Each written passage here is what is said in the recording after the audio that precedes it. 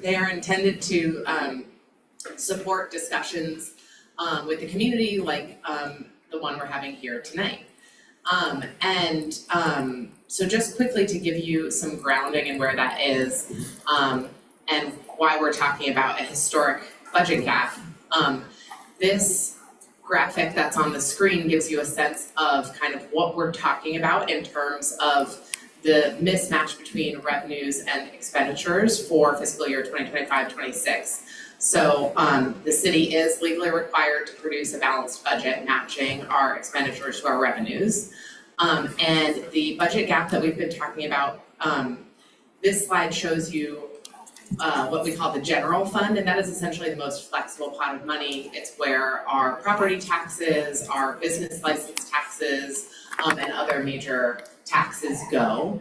And it supports major city services, including public safety, fire, police, parks, housing, a lot of the central services, and a whole host of other programs. But it is not the entire city's budget, and I will show you another slide on some of the funds outside of the general fund. It's important to note that the documents, the recommendations that were released in February were not balanced, meaning there were no recommendations that said this is exactly how you should make all of the required reductions and additions in order to come up with a balanced budget. So again, it's really just a starting point. So the $93 million general fund gap is comprised of three sort of buckets. One is the roughly $20 million gap of that's sort of the revenue shortfall. So property taxes didn't come in as strong as we had anticipated because of largely due to property tax values in the central city. And so just to continue programs that have ongoing funding at their current levels, there is a roughly $20 million gap. In addition, there's about $30 million that represents one-time funding that was allocated in the current fiscal year, but that is expiring. Much of that funding came from the American Rescue Plan, from the federal government, as well as resources that were one-time in nature, meaning they were due to revenues coming in above forecast, but that then came back down. So we saw a lot of that during the pandemic with business profits for businesses being sort of unusually high, and they have now sort of come back down to earth in terms of the curve that they're following, but that generated a lot of one-time revenue. And then last is newly identified priorities, and this includes things like the mayor's sheltering proposals, as well as a host of other things, security improvements and the like. And so all of this is still very much up for discussion. Going to the next slide, funds outside of the general fund have their own unique funding situations. They each proposed potential reductions that would close their specific funding gap. And so you can see those here. I'm not going to get into the details, but there's pretty significant gaps in transportation and parks. Parks is in part connected to the Parks Levy, which will be up for renewal in 2026. And in transportation, there's been sort of the transportation revenues have struggled to regain their pre-pandemic levels in a couple of areas. That's leading to the need to make reductions there.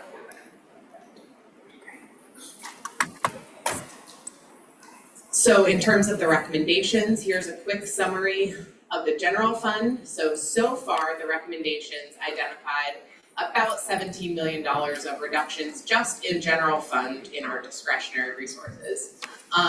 It also identified almost $19 million of interest that accrued in the Portland Clean Energy Fund, but that the committee has discussed transferring over to the general fund. So that would be sort of revenue to the general fund, even though it's not new revenue to the city. That leaves a remaining gap of roughly $57 million. The options for closing that remaining gap are, there were some reductions put on the table for fire, police, and 911 that were not recommended, but that would generate $35.7 million at sort of the 8% reduction level. And then there's some discussion, and you can see this in the documents that are posted on our website, about additional cuts. In addition, on the sort of revenue side, there's we're currently undergoing an exercise to try to figure out how much one-time underspending from this fiscal year could be applied sort of proactively to next fiscal year. And that's in part tied to some direction from the city administrator to reduce spending this year that came out back in August. And then also looking at external revenue sources with other jurisdictional partners, the state, and the like, and that is a continuing conversation. So in terms of process, we're excited to be doing the first one of these tonight. We have 3 more in the rest of the districts throughout the next couple of weeks. And then the mayor will release his balanced budget at the very beginning of May. And he will present that to City Council, who will then go through an intense period of considering amendments to that balanced budget proposal. And we'll begin to hear and take action on the budget in mid-May. All right, I think I'm gonna pass it to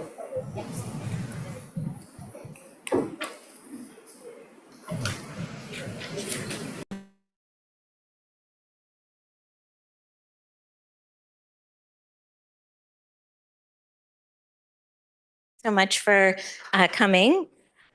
We are going to move into our public comment period, but before we do that, I just want to make sure that everyone had an opportunity to complete the budget reduction exercise. It's available in hard copy, and then there are also QR codes posted about, you can scan it. There's a link for online participants, and we will have that link available on the budget planning pages for the next 3 weeks. And so if you hadn't had a chance, you can do that after this meeting, or there's still time. So the budget reduction exercise is really an opportunity for you all to help prioritize spending cuts by sharing your thoughts about what those should be. If you have questions about the budget reduction exercise, there are some folks out in the front that can help you out. So before we go into the public comment period, I just wanted to share a few ground rules with folks. Tonight is about hearing from you all. It's not a back and forth conversation. We'll strike a balance between in-person and online testimony. So we'll take 9 people in the room, and then we'll have 3 people provide testimony online, and then 9 in the room, and we'll just follow that cadence for the time period that we have for public comment. We have about 2 hours for testimony, and we will limit each to 90 seconds. Please do your best to stick to that time so that we can hear from as many folks as possible.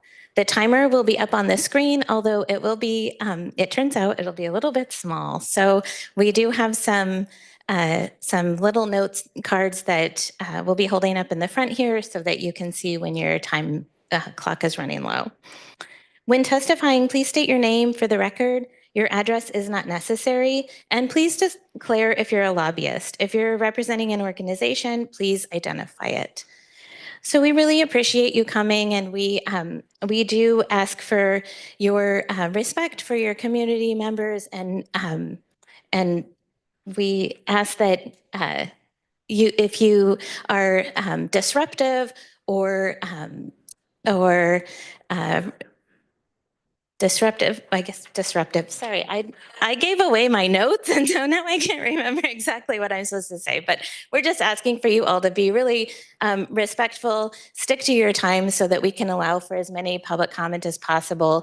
And if you are disruptive, then you will be asked to quiet down, please take your seat, and if that doesn't happen, then there is a potential for being removed.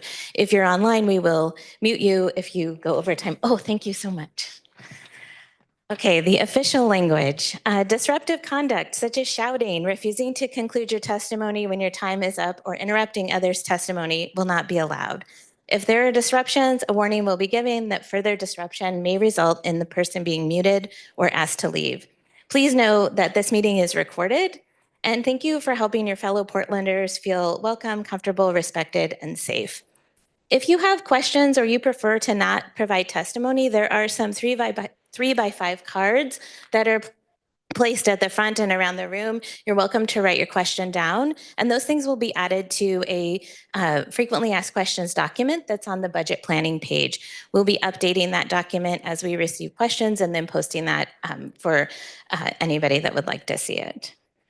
If you are online, you can put your question into the question and answer function, and your question will be captured and added to that document as well. And with that, I think we will move into our public comment. So I'm going to go ahead and call the first 9 people. So Kristen McCarthy, James O'Laughlin, Eric Esqueda. If you could come up and you 3 can sit at this front table. And then in the queue over here on the this side of the room, if we could have Melissa Fritz, Kate Walker, Terry Parker, Eric Pang, Bing Wong, and Andrea Haverkamp.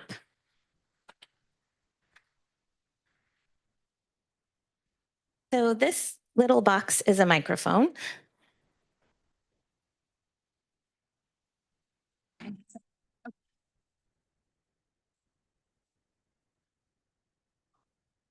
Yes, they are. We just had to angle the table a little more, but we can. Sorry about that. We're just going to ask you to, and we'll move this table. Sorry about that.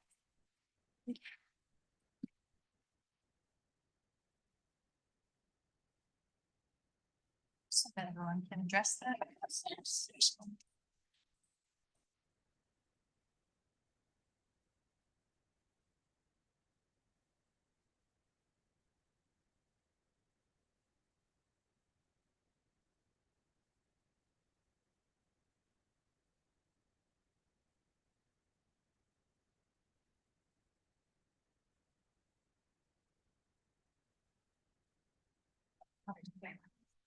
Right on deck.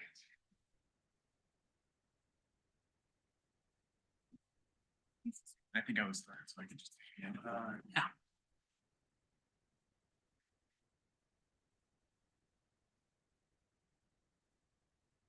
Everyone ready? Okay. My name is Kristen McCarthy. I'm a 3.5-year-old daughter here, attends preschool at Montebella and gymnastics and ballet at St. John's Peninsula. We're absolutely appalled by the proposed cuts to family and child programming. The community centers, summer camps, and after-school programming are just as vital to our children's development, funding, and providing preschool for all. Shuttering a community center is a blow to Portland residents of all ages and especially impacts socially vulnerable populations like youth and the elderly. Cuts to summer camps and after-school programs hit working and low-income families the hardest, the exact population that Preschool for All was designed to reach. It is insulting to read the language on page 27, where it suggests that a workable solution for the impact of a full community center closure is for a community center to take over as was done in Fulton, Hillside, or Selwood. These communities and community centers are not the same, nor are they particularly good examples as to how the city can abdicate their role and privatize city services by handing them off to a nonprofit and still have the same community reach, whether that's in terms of access or affordability. Fulton was turned into a private French immersion school that costs upwards of $15,000 a year for part-time preschool. Hillside is a youth soccer camp. Selwood is probably the best example of an organization that provides similar programming, but it does so at 2 to 3 times the cost as analogous Parks and Rec offerings.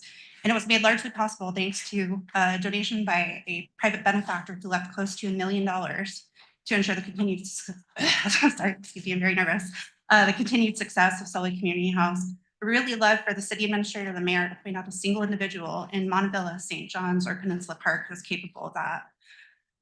We do understand that cuts have to be made, but the question becomes why here? Why not elsewhere? And why not small cuts across all the community centers? I feel that we're owed transparent answers to this. And we want to know when Portland is going to prioritize investing in the people who are fully invested in Portland. Thank you. Councilors, Mayor Wilson, first I want to thank you all for creating this public forum of that. Transparent and collaborative. It's a departure from what we've seen from the past in the city. I'm here my name is James O'Loughlin. I'm here as a representative of my labor union, Lyona 483, and as a city worker who has seen these budget cycles in the past, and to push back against the idea that cuts always translate to savings. We have a history here in Portland of somewhat conservative budgeting and finding money, through our bump process. And what that frequently translates to is insufficient investment in the community, in our infrastructure, that translates to costs down the line. Something I'm worried about in this process is that the essential services of parks and public works that just connected to the ecosystems of our neighborhoods is going to be harmed in the short term and have long-term ratifications for our businesses, for our city's revenue, and obviously for the services we all rely on. That is something that's really hard to capture in the short time period you've been provided with this abbreviated budget cycle. So I would encourage you all to strongly consider looking at any potential revenue sources, reserves, funds that exist to account for the budget challenges we're facing now, so that we don't make rush decisions.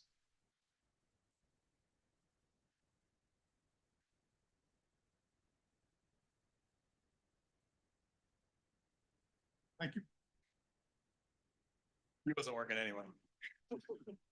My name is Eric Escueda. I'm a structural engineer here in Portland and current president of the Mount Scott Arleta Neighborhood Association here in District 3. In 2018, City of Portland voters approved Measure 26201 to levy a 1% tax on large retailers to fund the Portland Clean Energy Fund, to fund new clean energy projects and new opportunities for BIPOC and other marginalized populations in our community. The original authors of the measure expected a $30 million revenue coming in from this measure from the new tax. But here in 2025, with the city of Portland facing a $93 million shortfall, it's projected to bring in 7 times that amount at $216 million. It goes without saying that the Portland of 2018 is very different than the Portland of 2025. How can we be expected to build green infrastructure if we can't afford to fund the permitting department? How can we afford to respond to wildfires without a properly funded fire department? And how can we possibly say that we're advancing climate equity if our parks department can't afford to maintain our public green spaces and community centers? So my ask for you today is to preserve the Portland Clean Energy Fund, maintain its nearly $1 billion in reserves, and give it permanent funding consistent with what the original authors intended to operate the Portland Clean Energy Fund, so that we can have a stronger, more resilient, and more equitable society as we face the impending and very real threat of climate change. But use the remainder of that large retailer tax to fund the basic critical services we need to ensure we have a community to protect in the first place. Thank you.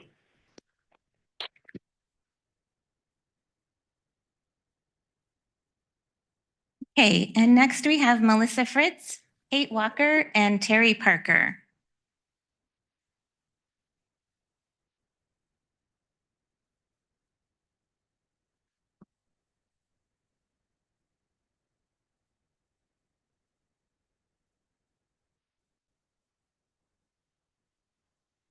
My name is Melissa Fritz, and I come to you guys as a former participant, parent, coach, and I'm going to cry, volunteer, and now employee of Portland Park Sports Rec Office. I live in District 3, and I come from a very diverse community that a lot of the kids don't have access to these programs that you guys are wanting to cut or looking or temporarily or whatever. But I'm thinking about these kids and what this means to them.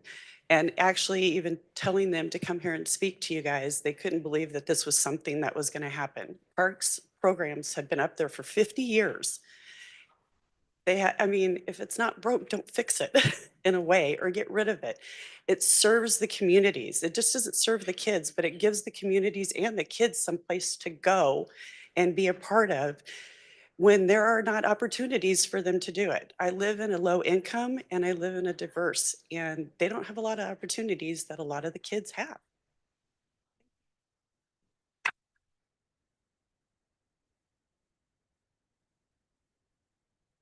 Hello, y'all. My name is Kay Walker. I live in Buckman, and I wanted to start by thanking you for being here today.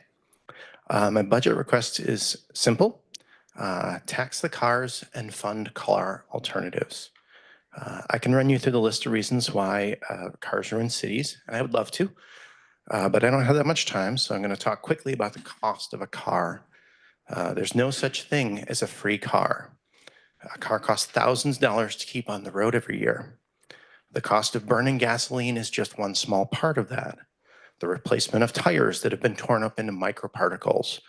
Microplastics is another cost. There's also a huge capital expense for a vehicle that will end up in a landfill in 20 years. Cars are ridiculously expensive. On average, Americans pay 20% of their household income for transportation. Households in other countries with better public transit spend only 10% of their income on transportation. Raising taxes on car transportation makes it more expensive to own a car, which is why we need to fund alternatives to driving. We need more frequent transit service, and we need to expand service hours. We need to build more walkable places. We need to slow the cars down in residential areas and ensure safe streets for kids. The best way to pay for that is to tax the cars, tax the gasoline, tax the big SUVs, tax the heavy vehicles that destroy our roads. Thank you for your time.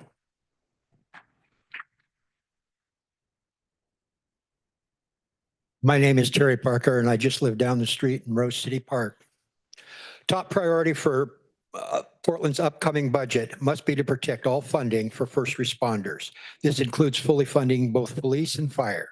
The automobile is one of the economic engines that powers our modern economy.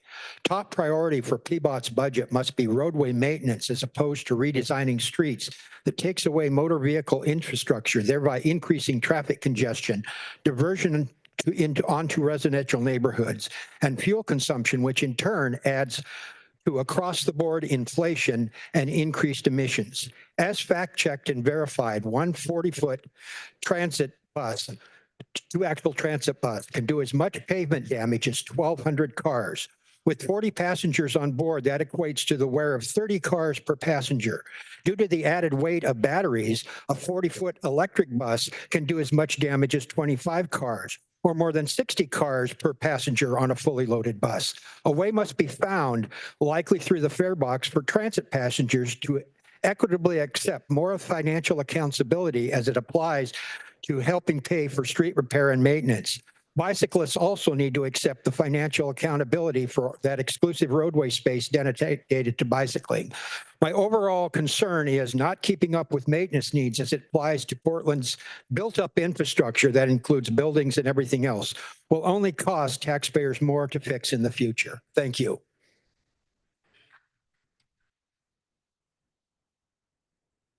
And next we'll have Eric Peng, Bing Wong, and Andrea Haverkamp.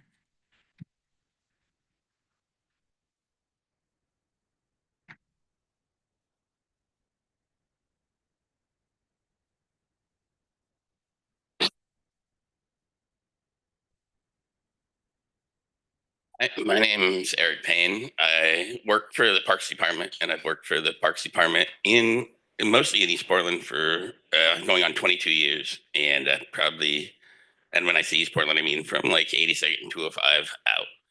And I have been very struck by the choices they've made. This is also the first time in the 22 years that Parks in their budget didn't seem to really engage like the frontline workers or whatever, which may have been a negative overall, or seems to be. I have been surprised about the equitable choices that they've made. So in maintenance, the utility crew that they added with the levy, that has had great impacts in East Portland. It's something that we've talked about for years. Also, it was an opportunity for people that have been seasonals forever to have full-time work, as we seem to move the seasonal numbers up and kind of exploiting that labor. Full-time work for less than full-time benefits. I also have been really struck while I'm in here matching all the stuff in the community centers. The Sun schools, like Sun schools are not they're heavily out here impacting people that have less. It seems like parks in most of its choices, the basketball programs that I hear people talking about and seeing the signs over there that it'll go away, that are disproportionately out here serving underserved community. And I was very excited for finally a commission to be representative of the city of Portland in 22 years, where we've had 2 commissioners from East Portland. I am super hopeful that you guys will see past the tradition and move to start like advocating for actually the people who live in East Portland that have been underserved the entire time that I've worked in the city of Portland. Thanks.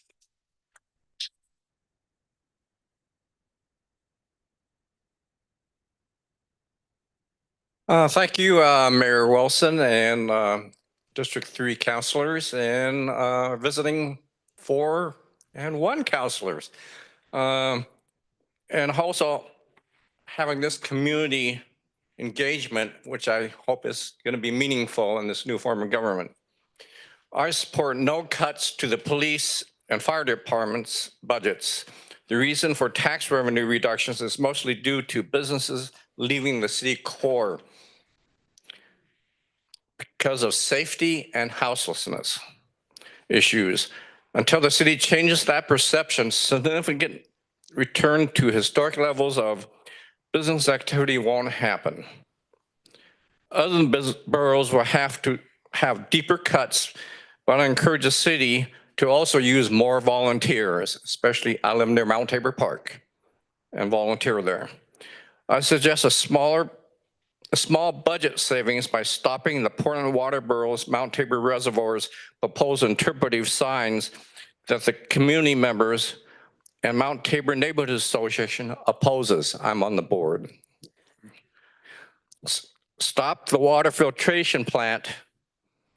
Providing home water filters costs a fraction of the ongoing costly projects. Only the immune deficient population is most at risk for crypto. Thank you.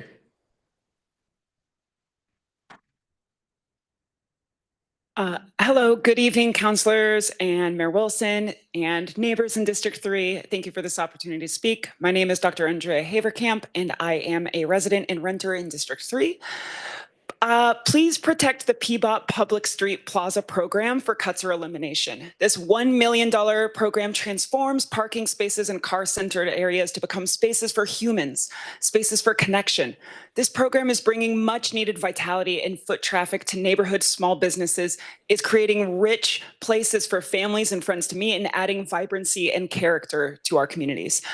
In the Kearns neighborhood where I live, the Rainbow Road Plaza on Southeast Ankeny and 28th is universally loved. Every morning, especially when the weather's nice, the plaza is filled with pets like my dog Spaghetti getting love, the smell of coffee, children laughing, musicians playing music, bike riders enjoying a safe, dedicated place to ride on the Greenway. If anything, Portland needs to expand funding and access to street plazas and low-cost street closures so more neighborhoods can enjoy car-free places to meet, mingle, and be merry humans, especially for neighborhoods where parks are a long walk away. And where to cut? The preliminary budget recommendations did not include meaningful cuts to Portland Police. We need to have an even-keeled conversation about community safety and financial resiliency in relation to this budget. Portland's police budget is over $300 million. We need to consider meaningful cuts to Portland police staff and programs that remove graffiti and sweep homeless encampments. Please protect Portland Street Response and consider reductions elsewhere. Again, please maintain PBOT Street Plaza program. Thank you again.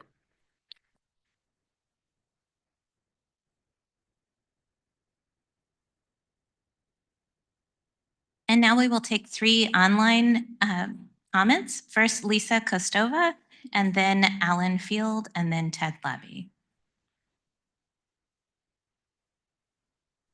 Hello, councilors. Thank you for having me.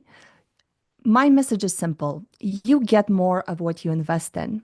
This budget cuts the remaining bare essential services go to ahead, your Lisa. residents. Oh, okay. Can you hear me we now? can't hear you. 1 second. Can you hear me now? Hello? Hello? Okay, Can you go hear ahead. me? Okay, great. Thank you for having me, council members. My name is Lisa Kostova, and We're just having a technical moment here. Bear with us.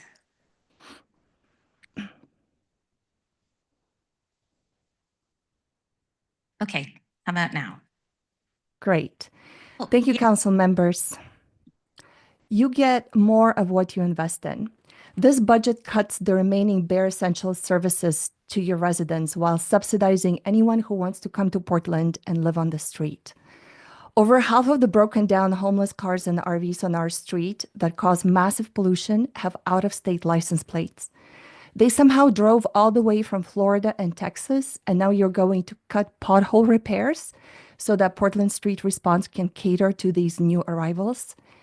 Why don't you share data on what percentage of the homeless growth comes from out-of-state people moving in to take advantage of this gravy train? U.S. cities that take in similar amounts of property tax dollars provide monthly or weekly street cleaning. Portland provides no residential street cleaning. Other cities maintain their city trees. Portland requires homeowners to prune and remove trees at the cost of tens of thousands of dollars. The city trees push up the sidewalk, which other cities maintain. But Portland expects the homeowner to hire contractors and pay to fix the sidewalk. Homeowners are free city maintenance workers, while the homeless around the corner get services with no expectation of doing any public service in return. We're put in the absurd position to lobby the city to remove homeless camps from the sidewalks so we can pay to repair it, while Portland Street Response keep the homeless on that same sidewalk with comforts and wellness checks. We already have Adopt Your Sidewalk, Adopt Your Drain, Adopt Your City Trees. What's next? The cuts to park and PBOT services are an abdication of city responsibility to the homeowner community. You're signaling your priorities to residents. We're teetering on the precipice of the city going bankrupt because of mass taxpayer exodus. Everything I presented is backed up by data and my lived experience. Thank you.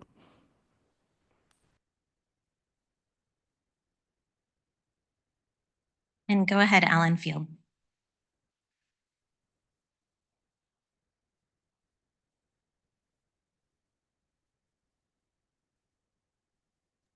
Hello, can you hear me now?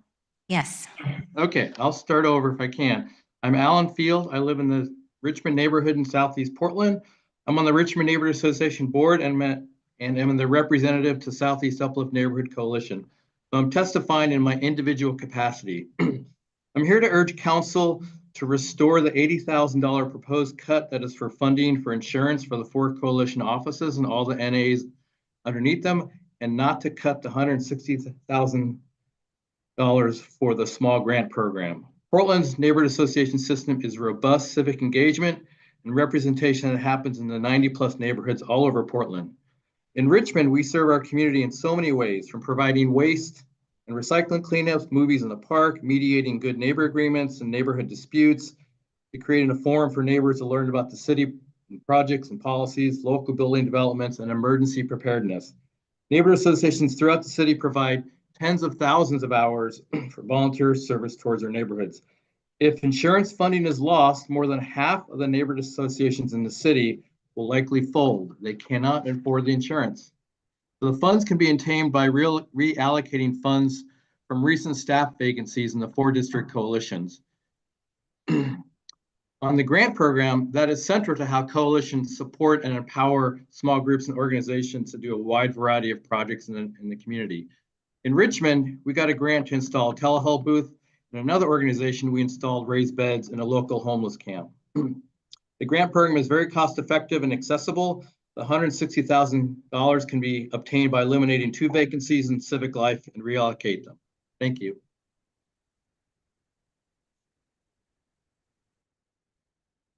And Ted Levy.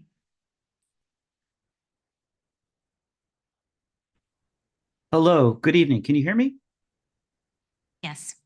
Thank you. My name is Ted Labby, and I live in the Kearns neighborhood, District 3. I'm the executive director of the Portland nonprofit DPAVE. DPAVE transforms pavement into pocket green spaces across the city and the world. Our latest project is to transform an overpaved, dangerous street in the Central East Side into a shady, amenity-rich pocket park that also serves to improve bike and ped safety at 2 high crash arterials near Stark and Southeast Sandy. This is a neighborhood that has some of the lowest access to parks and tree cover in the city. I'm here tonight to ask you to protect the PBOT Plaza and Play Streets program. If the proposed cuts are implemented, our cherished plazas like the Rainbow and Hawthorne plazas will go away. We also will not be able to create new plazas or support the existing plazas we have. We need to increase foot traffic, especially downtown. People need places to visit and stay, interact, and get out of their homes and off their devices.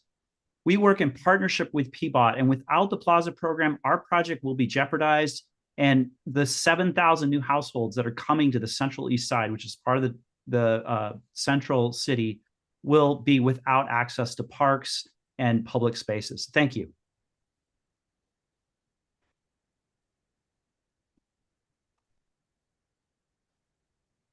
And now we'll take our next 9 in-person public comments. Lisa Oliveris, Chris Gustafson, Sven Werner, Scott Coolbaugh, Thomas Gately, Marianne Shuret, Alan Combs, and Pooja Bhatt.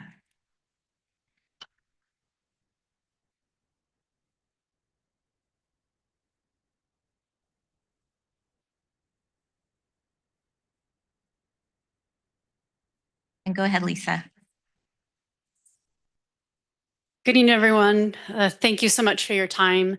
My name is Lisa Olivares. I'm a Portland resident. I'm also the Executive Director of Northwest Trails Alliance, or NWTA, a local cycling-focused trail stewardship and advocacy organization and partner with Portland Parks and Recreation.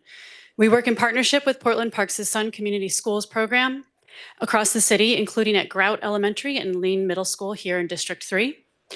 We also work with the team at Montevilla Community Center. I encourage the council to reject proposed cuts to Sun.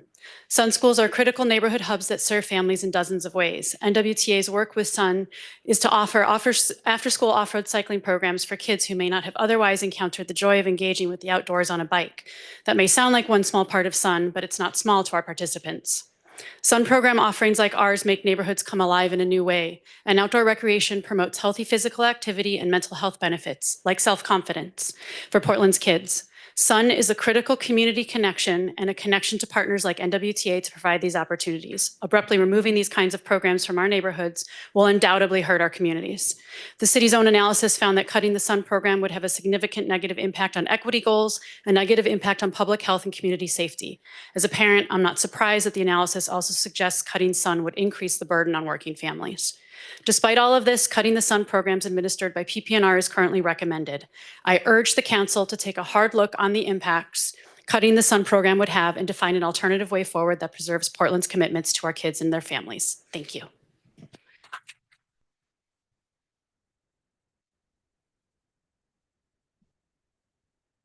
Hello, everyone.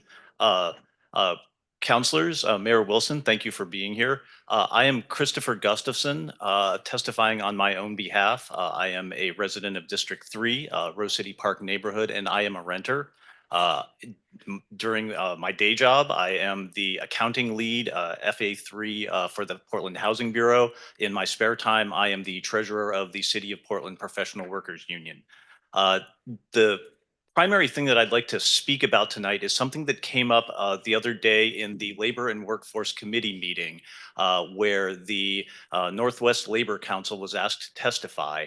And it was actually a clarification, I believe, brought up by Councilor Novick, requesting Lori Winter to elaborate on what her suggestion or what the working group suggestion was for usages of PSEF funds in order to alleviate the budget shortfall that we're seeing.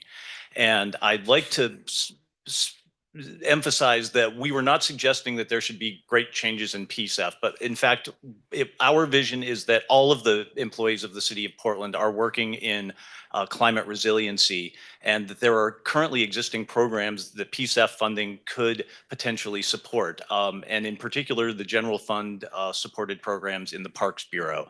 And so we would encourage the councilors to look creatively at ongoing programs in Parks Bureau, particularly things like invasive plant removal, the greenification of East Portland, and environmental education. Lastly, I would just encourage anyone who has the power to encourage BHR to settle the CPPW contract. Thank you very much.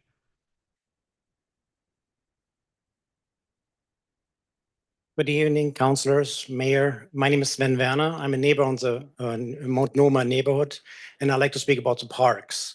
Parks save lives. Closing parks will decrease public safety. Parks provide places for little people or any people to learn how to swim, like life skills. Parks provide cooling places in the summer. Parks also are places for community, where community comes together. In 2023, that's the only data I could find, most recent, 79 people drowned in Oregon, many of them in Multnomah. Heat-related illnesses have increased. Studies show when you shut down or minimize access to public services, crime rates increase. I'd like to ask the council to reconsider not to close the parks, at least for a year. Give us a year and then let us, the public, help you to find additional funds to volunteering or raising, having events in those parks. Again, parks save lives. Thank you for your time.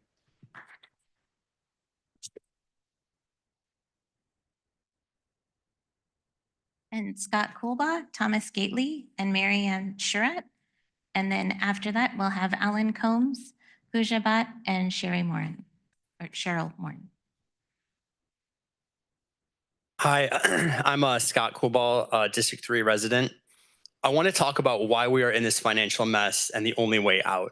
We are taxing people to death in Portland and causing our tax base to flee the city, resulting in this $93 million budget deficit and the potential loss of hundreds of jobs. While the current city council isn't entirely responsible, they do promise more of the same. Angelita Murillo spoke at a Tax the Rich rally just this past Saturday, but the reality is we're overtaxing people who can't afford the median home price in Portland or childcare for their families. I also want to be crystal clear to the senior citizens in the room. Angelita did support Measure 26-238, which would have created yet another tax for your 401ks, regardless of your income. Even today, regardless of their income, to pay for lawyers for anyone who is evicted for any reason. That isn't taxing the rich, it's taxing us all. Even today, Angelita and Tiffany continue to support similar proposal through their Tenants' Bill of Rights. While our city faces this crisis and many others, Angelita continually focuses on Middle East politics and attacking Democrats in Teen Vogue magazine. Do your job and focus on solving problems in Portland. It's become clear to me that the ideology from District 3 city councilors only serve to increase taxes, driving out more of our tax base and making this budget deficit even worse. Vote them out next year. Thank you. Councillors, Mayor Wilson. My name is Thomas Gatley. I'm a district resident, macroeconomist. I own a gym and I'm a founding member of the Kernside Business Association, representing more than 100 independent businesses in the district this evening. I want to add my voice to those before me to emphasize how important Ankeny Rainbow Road is to the prosperity and life of our neighborhood, and how important it is to residents and businesses alike to preserve the relatively small budget of the Public Street Plaza program, well under $1 million a year. Before I came to Portland, I lived in European and Chinese cities for 2 decades, and nothing is so central to the economic and social life of those joyful and eminently livable cities than the availability of shared, accessible public space. And Portlanders feel the same. A survey last year of 1,400 residents saw 96% support for this program. Portland, I think more than any other place in this country, has the opportunity to deliver on the promise of a vibrant, mixed-use, pedestrian and bike-friendly neighborhood so critical for both economic vitality and mental health. And this program is the tip of the spear in delivering on that promise. I urge you to support it.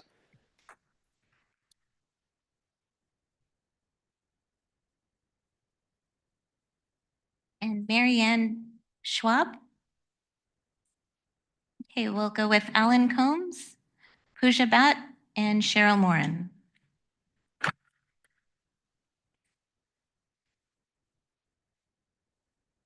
Hi, thank you, councilors and mayor, for coming tonight. My name is Alan Combs. I've been a resident of District 3 now for 25 years. I'm fortunate to work at home and make time to do things that try to promote a more livable Portland. I'm here tonight to ask you to take a hard look at the Portland Clean Energy Fund and consider whether it is an appropriate source of revenue to fund city services that make Portland sustainable, safe, and resilient for the upcoming climate crisis.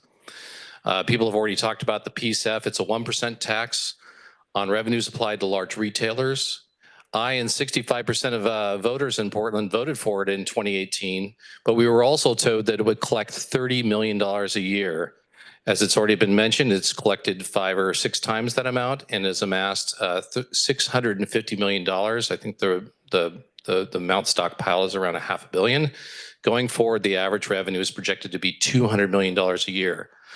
I'm a renewable energy professional. In fact, my degree is in energy and resources. And if you want to do something cost effective to reduce carbon emissions, you need to do 2 things. You need to get people out of their cars, and you need to make cities attractive compared to the suburbs. So I would ask you, how does the Clean Energy Fund revenues being stockpiled help marginalized communities if you don't have funding for effective 24/7 emergency services like police and fire? How does the Clean Energy Fund revenues being stockpiled help the most marginalized if you can't fund things like violent reduction programs like Ceasefire Portland? How are marginalized communities benefited if we don't have vibrant parks that create a place to go when the climate crisis hits severely? And I would also argue you need to use the Clean Energy Fund for emergency services or equipment. Things are going to get pretty tough in the city pretty fast. Thank you.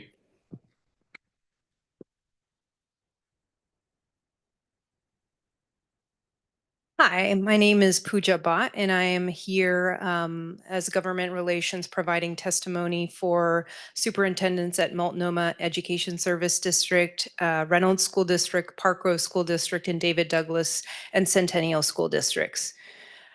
While we recognize as leaders of our own districts that the trade-offs that we face are always difficult in budget discussions, but the partnership that the districts have with the city of Portland is absolutely essential for students who are relying on us to leverage our collective resources effectively to ensure that the burden of budget decisions do not fall on our city's young people. In summary, we ask you to avoid any cuts to the Schools Uniting Neighborhoods program, SUN, community schools, safe routes to school. Now is not the time to add any uncertainty to reducing or eliminating these long-time programs. At the same time, we support the city administrator's recommendations for additions to supplement funding for the Office of Violence Prevention, including the Ceasefire program. Both of these programs really impact community safety and the safety of young people in East Portland.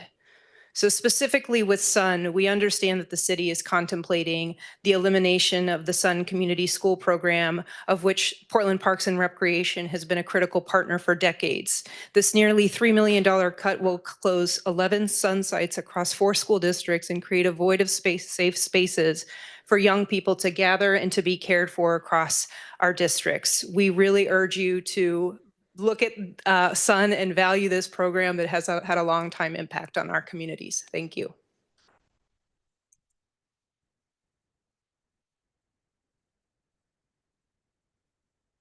Hello, my name is Cheryl Morin. I am in part of District 3, representing the Arleta school community. The SUN program at Arleta School has been a consistent and stable resource students and families have depended on for many years. Cutting this program would be devastating socially, emotionally, and financially. As a Title I school, many of our families rely on SUN as a safe, supportive space for students to continue educational and interpersonal learning after school. SUN is a crucial resource to help close the education gap for our most vulnerable students. SUN is more than an after-school program at our school. It has many offerings that reduce the burden and stress for so many families, including Lifespan Clothing Closet, Food Pantry, Toiletries, and connects families to other resources and one another. The loss of this program would have harmful repercussions for our families in most need of these essential services.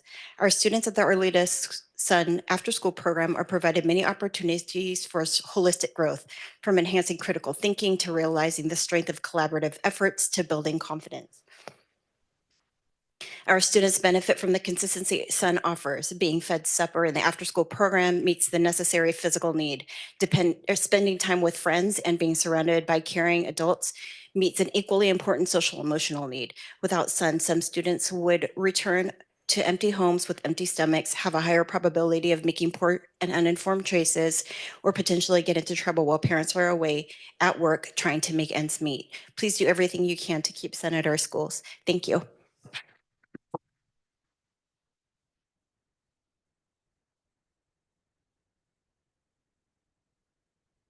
And now we'll take our online comment.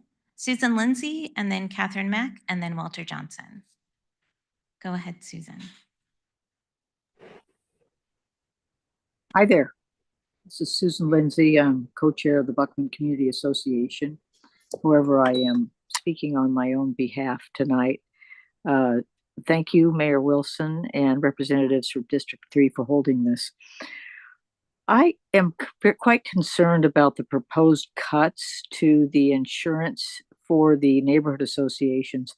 The Buckman Community Association for the last 14 years has hosted a wonderful all-volunteer free event at Colonel Summers Park called the Buckman Picnic that where hundreds of people have come. It's really focused on children. From babies on up to age 10. We've got a bouncy house, we've got music, we get the little baby goats there, cotton candy, popcorn, lots of games, lots of activities. This is the kind of thing that we could not host if we didn't have any insurance through the neighborhood associations, through the neighborhood coalition. So very concerned about that. And I'm also concerned about the cut to the small grants program, which has enabled many different startup groups to be able to put together really wonderful and creative projects that they wouldn't be able to do. So, Portland is going to be based on its children. We have to support our children, our community centers, all the kind of programming for children. We have to make this city safe and attractive for families and children. So anything that we can do to make it to a place where people want to have kids and raise their kids, and I hope that we can do that. Thank you very much.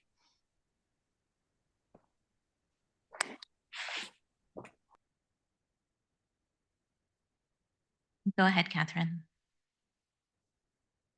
All right, can everyone hear me? My name's John. I'm signed into my coworker Catherine's Zoom account. Oops. My name's John Giacoppi. I'm from the South Tabor neighborhood. And I'm the transportation and land use representative of the Southeast Uplift from my neighborhood association. And I'm asking you today for two things. I'm asking you first and foremost to please protect our street plazas program. People have already testified on behalf of this before you today, but I just want to reiterate their stories. These plazas are very important. I personally hang out a lot at Ankeny's Rainbow Road, and I would really like to see that preserved. And additionally, by removing the wear and tear of cars from streets, from these and other streets, we can reduce our overall maintenance costs long term. This is a program which allows us to save money going forward. We are investing wisely when we invest in the Street Plazas program. I'd like you to consider that. And when looking throughout the budget in general, considering what kind of investments would allow us to save money going forward, I think would be a good principle to hold. And then secondly, I would like us to seriously consider the issue of cost overruns of police over time. Many of the highest paid officers within the Portland Police Bureau are not detectives or other management officers, but they are not plainclothes officers, but just standard uniformed officers who get a large amount of staff overtime. This is perhaps due to recruiting issues. I'm not in the department. I cannot speak to this widely, but I'd really like to look at ways we can cap overtime to prevent these kind of overruns in the future, because it is costing us a lot of money. Thank you very much.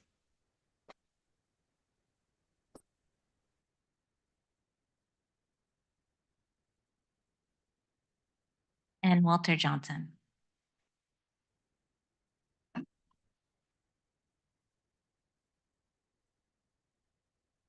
Go ahead, Walter.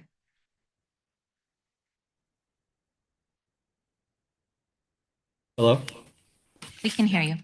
Okay. Hello, my name is Walter Johnson. I am a community member in District 3 Richmond neighborhood.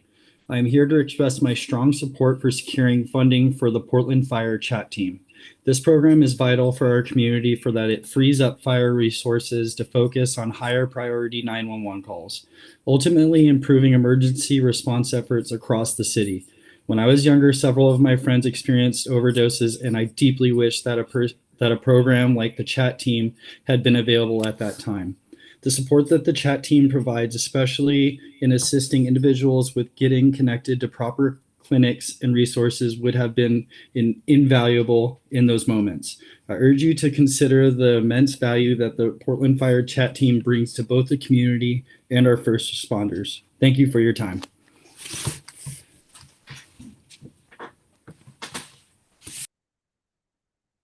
Okay, and we'll take our next set of in-person comments. Scott Morris, Ray De La Haya, Anthony Presh, Sahan McKelvey, William Waters, Ryan Matau, Roy Reed, Anna Brown, and Tom Haig.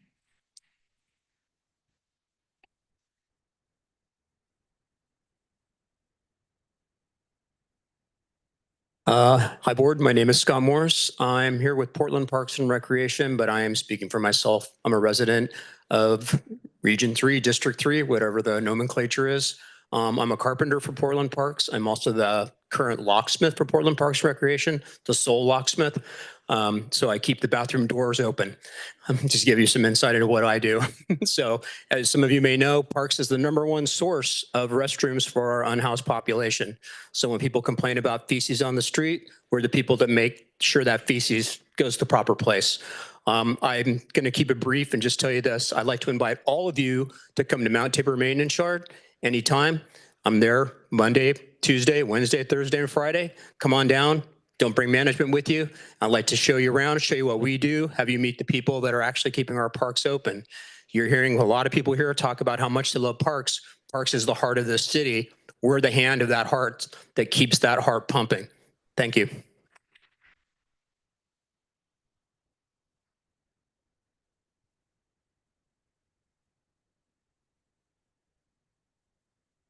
Hi there, my name is Ray De La Haya. I work at Montavilla Community Center and I'm coming here as a community member. I worked in this neighborhood for years. For 3 years while working at McDaniel High School, I worked with low-income migrant and single-parent family households. I made home visits all across this neighborhood and district and witnessed the ways they engaged in Sun and Parks activities. For some, the supper kids got at Sun were the last meal of their day, and countless families relied on their food banks for groceries for the week. This neighborhood is one of the most diverse areas of our city. It's not a secret that our families of color and our working low-income families are getting priced out of their homes in the heart of the city and pushed further east. The Vibrant Communities programs that are proposed for funding cuts will affect these families the most. Our communities deserve a third space, whether that be Sun or community centers. They deserve space where the whole family can be engaged. Where else are there activities and spaces for families from toddlers to seniors, programs where they can be engaged? These programs don't just provide classes, they provide care. They provide a low-cost fitness space for seniors, first aid for park goers, offers a space for unhoused neighbors to charge their electric wheelchairs. Where else can they do that? To charge their phones so they can get to shelters. Where else can they do that? For folks to get cool in the summer and warm in the winter. They also provide a safe space for folks to go to the bathroom, like my colleague said here.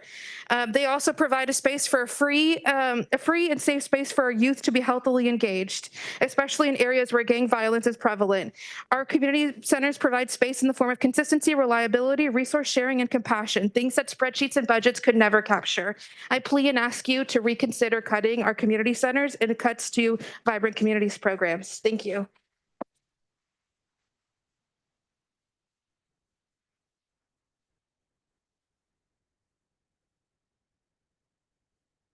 Anthony Presh, Sahan McKelvey, and William Waters.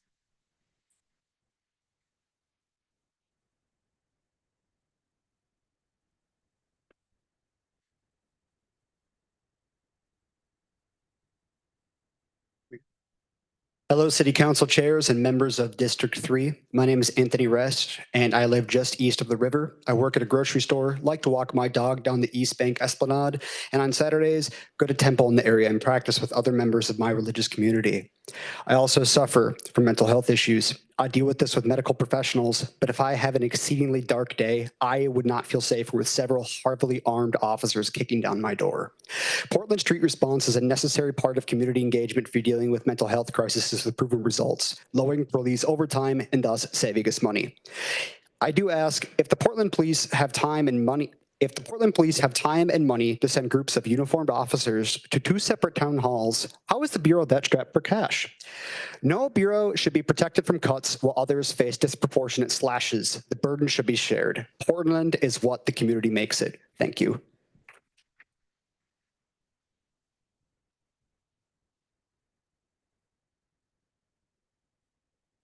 Good evening, councilors and Mayor Wilson. Thank you for being here to listen to all of this today. I know this is not always easy, but I appreciate it. My name is Sahan McKelvey. I am Director of Advocacy and Engagement at SEI Self-Enhancement, Inc. And our agency operates extensively in districts 1, 2, and 3, but we don't get a whole lot of funding from the city. So I'm not here speaking about how I can protect funding from my agency. I'm here to speak about how we can protect funding that impacts the community that my agency represents. As we look at the state that we're in right now, I think that we could all agree on the fact that investing in our future, investing in our young people is the key to increasing our overall community health and getting us to a place where we want our city to be. But when I look at proposed cuts of $23 million to Parks and Rec, I wonder if we're forgetting that. And I know that we are in very difficult times, and I know that you all are making very difficult decisions as we look at this budget and what we're going to put forward. But I would just ask that as we are making decisions around life-changing services that maintain our current quality of life, that we don't look at that and feel like investing in our future is then expendable. Please put the same amount of weight on investing in our future, our young people, through programs that Parks and Rec provide that create first-time experiences, often first jobs for a lot of our people, for a lot of our young people, and give that the same weight as we're giving the decisions that we have to make to maintain current services. Thank you.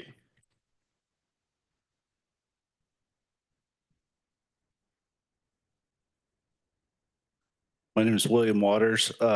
Thank you, City Council, Mayor Wilson, Chief Day, I see you in the back. Yeah, our city's facing some serious situations right now. It's grown stupendously in the last 20 years, and we've outgrown ourselves quite frankly. I have been here for 44 years. I remember the Police Activity League up the road. My kids all went to Sun School. In the recent past, my 19-year-old had to have a bulletproof backpack liner to take the bus to David Douglas High School. You know, my oldest daughter lives on the street. She's 27 years old. She just stole a car last week. She is now in Clackamas County Jail for manslaughter because her passenger died in the accident. I would like to say that our homeless situation is a redundant process. When I'm driving down the road and I'm hitting all these potholes and we're starting to cycle them back and forth to wherever they are, it's a hole that needs to be plugged. These people need basically an ultimatum. You know, either do this or do that, because we need to figure out where it's all going and, you know, go pre-pandemic and start back from there. You know, I know there was a lot of money that came from that, but like our streets never used to be like this. For those that are new here, welcome to one of the most beautiful places in the United States.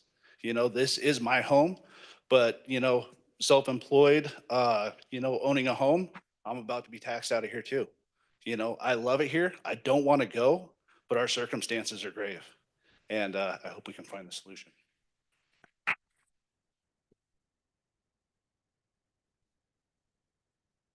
Ryan Mutto, Roy Reed, and Anna Brown.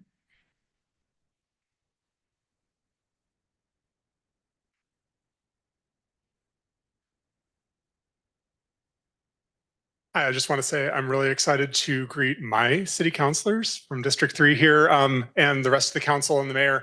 My name is Ryan Matau. I'm a resident of the Sunnyside neighborhood. I'm here as a personal citizen. I see a lot of like-minded people, though, supporting neighborhood efforts, Sun Schools, parks and plazas, climate resilience, and bikes as a primary form of transportation for all the reasons that have been said tonight.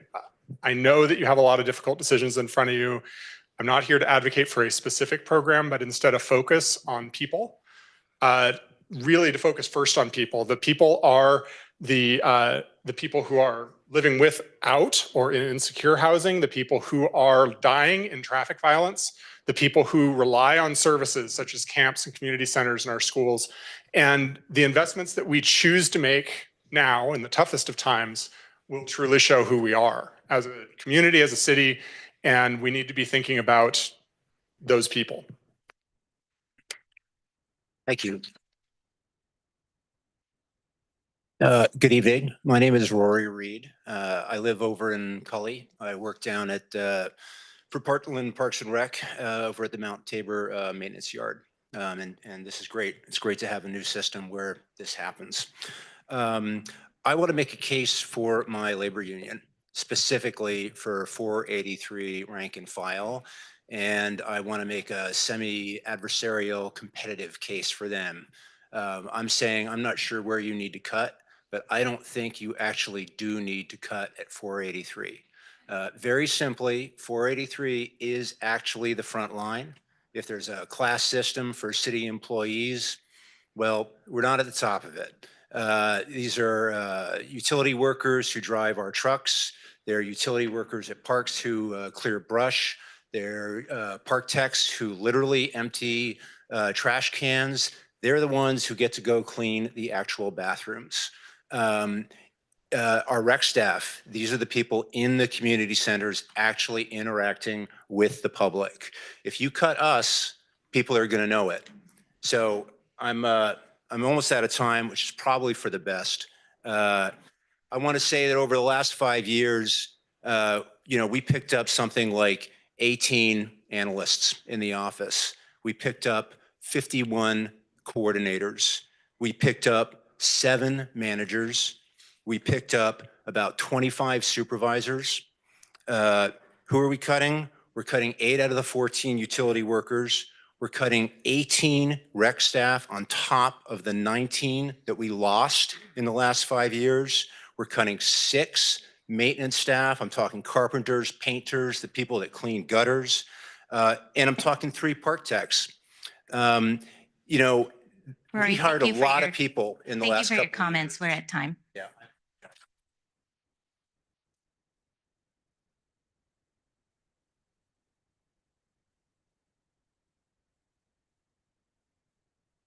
Hi, my name's Anna Brown. Thanks for being here tonight. I'm speaking as a District 3 community member and renter in the Creston Kenilworth neighborhood, and I'm a member of the City of Portland Professional Workers Union. I work for Vibrant Community Service Areas, primarily with Parks and Recreation, doing community engagement. And this work is vital to community safety and well-being.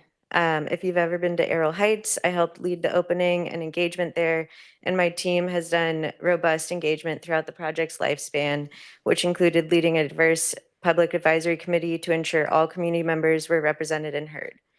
This is just one example of how our team helps to make positive changes across the organization and to amplify the voices that have been historically left out. Because of mismanagement over the last couple of years, we have been feeling the effects of these cuts and organization changes, along with the effects of funding sources being tied to SDCs.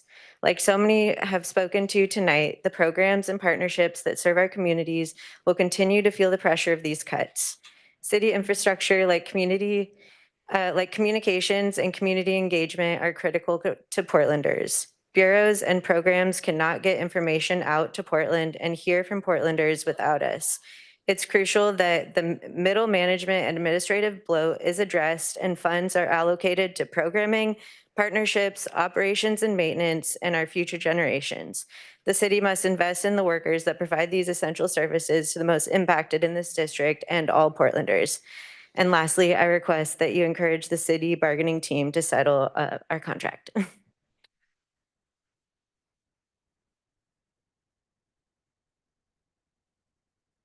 So we're going to take Marianne Schwab in the room and Tom Haig.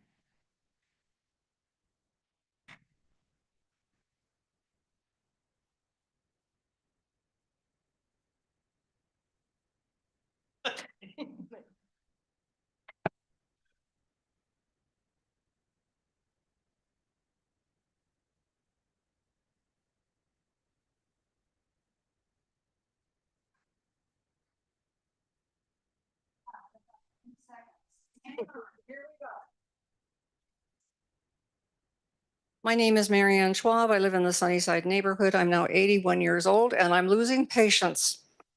We've lost our antiquated Jim Crow commission form of government, and now I have to face 12 city commissioners to get something done. And when I look at the budget at Southeast Uplift, I can't believe it. We have no insurance. What if I trip on a sidewalk? What if somebody falls down from a chandelier?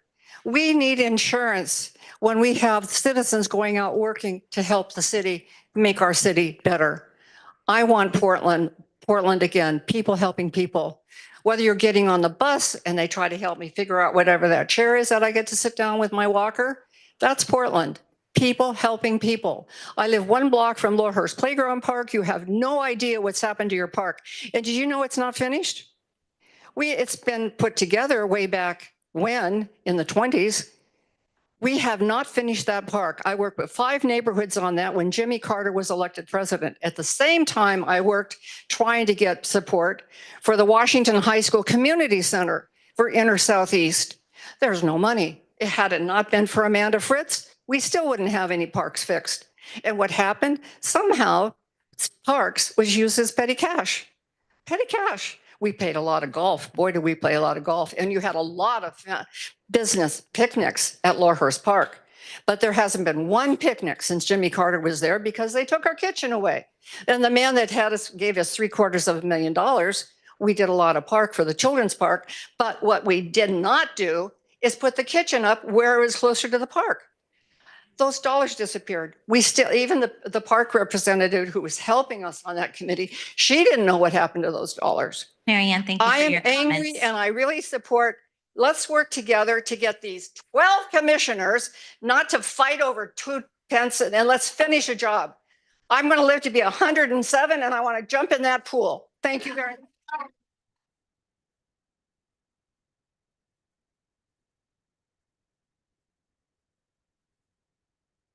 I made myself perfectly clear. I didn't have one bad word.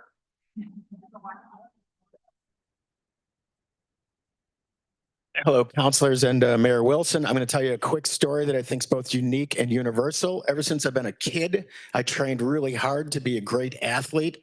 I was able to compete both as internationally as both an able-bodied and disabled athlete. About 6 years ago, I did my rotator cuff and it was over and it put me in a deep, deep funk. About 6 months ago, I got an email from Portland Parks and Rec Sports saying they were looking for referees for their Golden Ball basketball program. And I decided I'm going to give it a shot. So I went there and went to the first training camp, and I was met by a group of managers who did not at all shun the idea. They thought it was great. They were going to do everything they could to get me on the court. 6 months later and 30 games later, I just finished the first wheelchair referee season in the 87-year history of the Portland Golden Ball League. But like I say, this is not a unique story. Portland sports, with Parks and Rec Sports, have supported hundreds of thousands of kids over the year and adults, and it is a safety net for the community. These are the kids that don't have $2,000 to be on the traveling team. These are the kids who get cut from their grade school basketball team.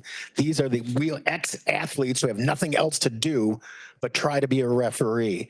This is a safety net for the community, and if you cut that safety net, the community is going to bleed. Thank you.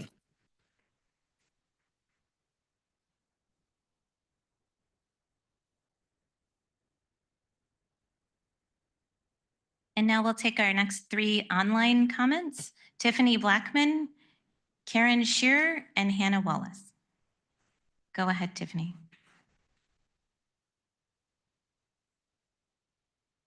Thank you. My name is Tiffany Blackman. I am the parent of a kindergartner and a 3rd grade student at our Arleta Elementary, where we face our SUN program being cut. Our children have also taken multiple classes at Montavilla Community Center, which also faces closure. I grew up in Portland, and as a low-income student in Portland Public Schools, programs like free and low-cost programming at community centers and after-school programs provided critical services for myself and my family that enabled me to have a safe place to be and to achieve academic success. I want to see my children have that same opportunity and all of the other children in the SUN programs facing closure. The performance and equity gaps between low-income students and BIPOC students and higher income and white counterparts remain today, and programs like SUN are critical to strive to close that gap. Our 3rd grader wanted to share some of the key reasons he hopes that the SUN program will be saved. He said that he wants you to know that there are so many opportunities for students to choose so many fun things to learn, like chess, the Black Student Union, art, and many other things. He said he loves Miss Raina, Rowan, and the other Sun staff, and that he hopes that you will save Sun for himself and all of the other Arleta students. And quickly, as General Counsel for Cascadia Health, I also hope that you can prioritize the funds for Portland Street Response. Thank you.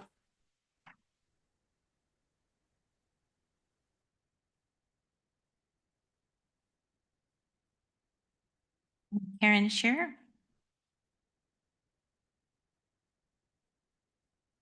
Go ahead, Karen.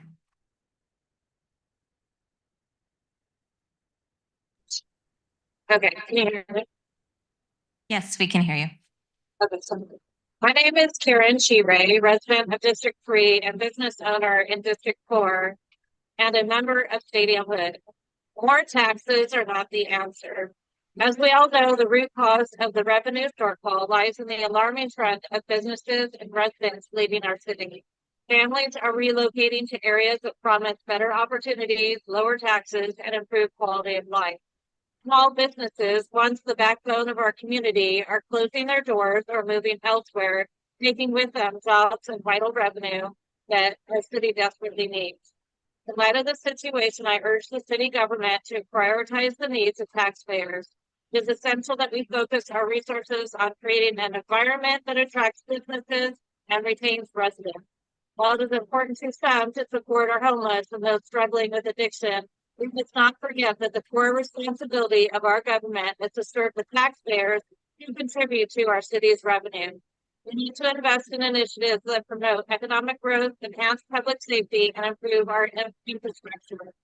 We should use the $580 million clean energy monies now, or we won't have anyone left in the city to spend this money on in the future. Safety and livability is a priority right now. Let us not allow the budget deficit to become an insurmountable obstacle. Together we can forge a path towards prioritizing the hardworking taxpayers who call the city home.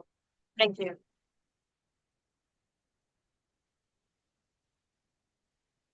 And Hannah Wallace.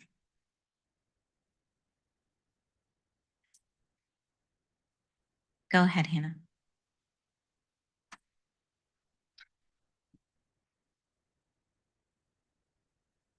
You can unmute, Hannah. So sorry. Hi, my name is Hannah Wallace, and I'm the Vice President of the Sunnyside Neighborhood Association in District 3. In early 2021, our neighborhood association founded the Sunnyside Shower Project, which offers showers to over 100 of our houseless neighbors each year. In addition to offering our guests hot showers, clean clothes, laundry cards, medical supplies, and Narcan, we also connect them with important services they need, like identification, detox services, and placement in housing. What we've seen is that by virtue of having access to a shower and clean clothes, our guests have a renewed self-esteem that helps them take meaningful steps towards changing their lives. In our first 2 years, we relied on funding from our district coalition office, Southeast Uplift, via their wonderful community grants program.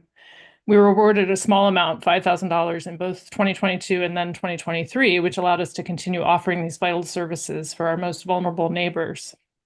These small but critical grants help organizations like ours, and there are dozens more in each district, build steam and grow and get future larger grants from private foundations. So I'm asking you to rethink the cuts to the Office of Civic Life, which funnel out to the 4 district coalition offices for both the community grants program and the insurance that allows us to operate in the Sunnyside Methodist Church.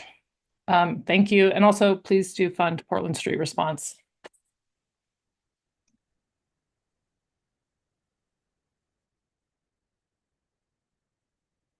And now we'll take our next 9 in-person comments. TJ Browning, Tori Maurer, Nate Spicer, Sue-Ann Ho, Anna Goodman, Suzanne Dixon, Jill McCutcheon, Wendy Yang, and Erin Milano.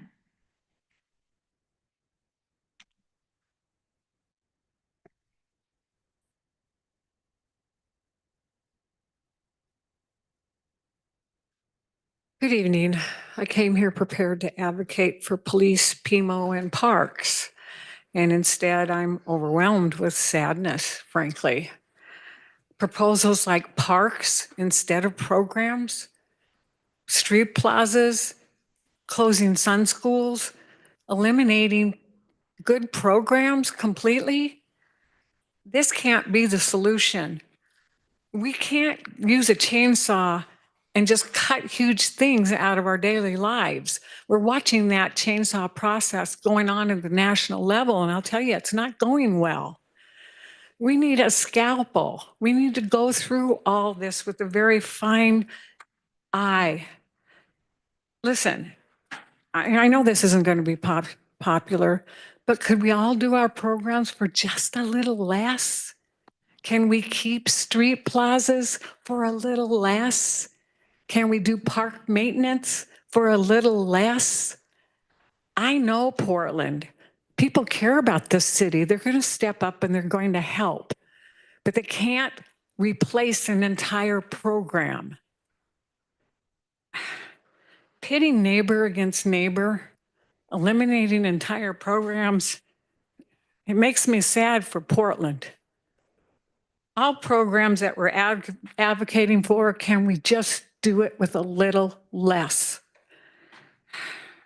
Pain should be shared equally, and trust me, small wounds heal a lot quicker than deep ones. Thank you, Steve Novick. Thank you, Commissioner Zimmerman, for taking that attitude when you were the only 2 votes against enlarging the city council staff at a time of budget shortage.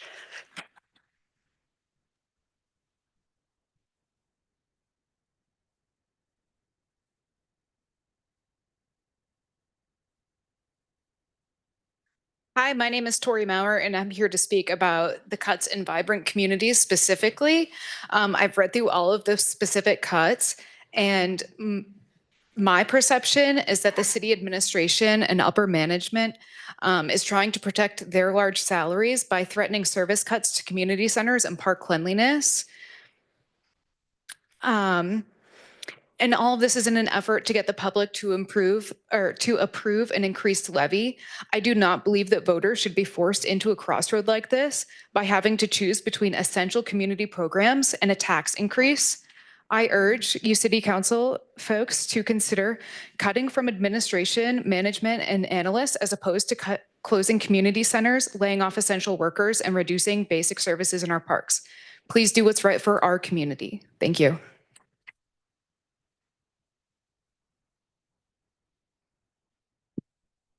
Hi, my name is Nate Spicer. I'm the maintenance mechanic for the fountains, but I'm here on behalf of myself as a father, as a District 3 resident. Basically, a lot of what's been said here, I don't need to say it again. I just want to challenge you guys to do something about it. Let's make a difference. When Ira Keller was broken last year, the Water Bureau found thousands of dollars for a new pump and motor. Find thousands of dollars. Use the Clean Energy Fund. You guys can do this. I appreciate your time. And I'm here as a father, and I just wish that we didn't have to put our children and the young people and the underserved people of our community as this ploy or whatever it is for the levy or what it might be. But thank you. I appreciate your time.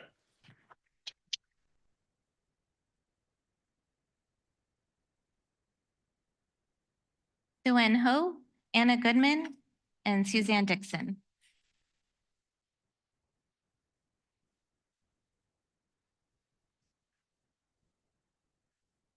Good evening. My name is Suen Ho, and I am volunteer serving on the Parks Board. And I live in District 3, and I want to say that I am so impressed with the parks. 30 years ago, I came from around the world, all over the place, including New York City, came here, I stayed because you have an incredible park system. It was so impressive. I want to make sure that we understand that we all love our parks. And the parks staff, it's incredibly frugal, creative, humorous, hardworking. The hard work, we don't see them doing the hard work, but yet we see the result of beautiful parks that's well maintained and it's taken care of. So be very compassionate. Do not cut anyone who is really doing the hard work behind us, supporting us, and make us feel like we are home in our wonderful little backyard. And we know how hard it is to just even take care of our little pot of plants. So kudos to all the park staff. Thank you.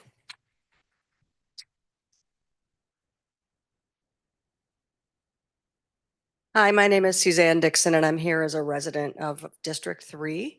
And I just wanted to speak on behalf of maintaining the public plaza spaces.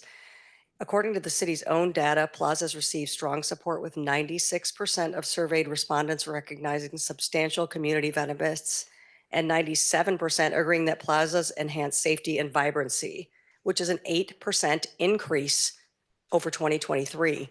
In 2024, more than 250 community-led events were hosted in the plazas. I think this is an incredibly important part of our community to maintain and keep these plazas. It's a low-cost program to run, and I think that cutting the plazas is a big mistake, and I hope you will take that seriously and consider it as something that you would preserve going forward. Thank you. Hi, everyone.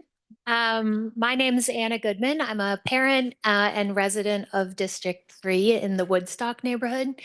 And I just wanted to add my voice to the side of public programming above policing or other things that people are bringing to your attention. I think there's so much to the idea that our spaces need to be active. And that's one of the things that's going to bring safety and help to achieve our equity goals. And so I just wanted to specifically mention the youth sports office. They're in charge of Golden Ball. And I wanted to mention the 5K run series that happens in the summertime in Portland Parks that no one has mentioned yet. And the reason I wanted to mention that specifically is because it's affordable, it's low barrier. If you go there, you will see people of all income levels, all races, all body types. It's something where if you think about losing it, which is on the table, it means that there's a privatization of something that should be a public good, which is access to community health. And wellness, and to use our parks in a way. And so that's the thing that I think I really want you all to think about, is that when we cut the community programming, it means that the access to the exact same things are available only to our most, the people who already have the means to have them. Thank you.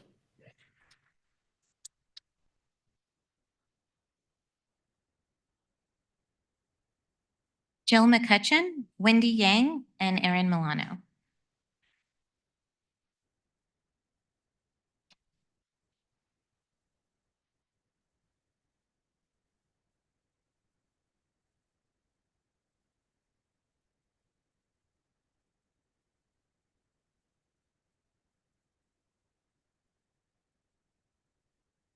Good evening. My name is Wendy Yang, and I am a resident of District 3.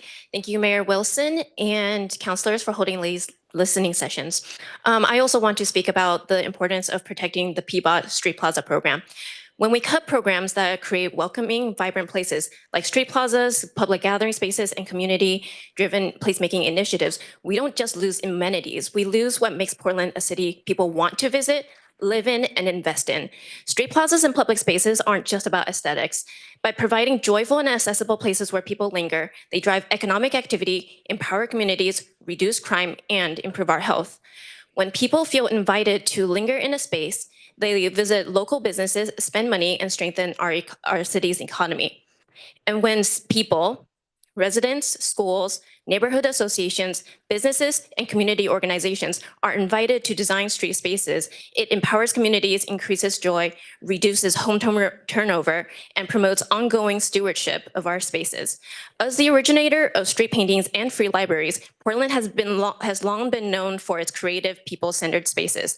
If we strip that away, we risk losing what makes our city unique. Instead of viewing placemaking and street plazas as an expense, we should recognize it as an investment, one that pays off through increased business revenue, stronger communities, and a city people are proud to call home. Please protect the PBOT Street Plazas program.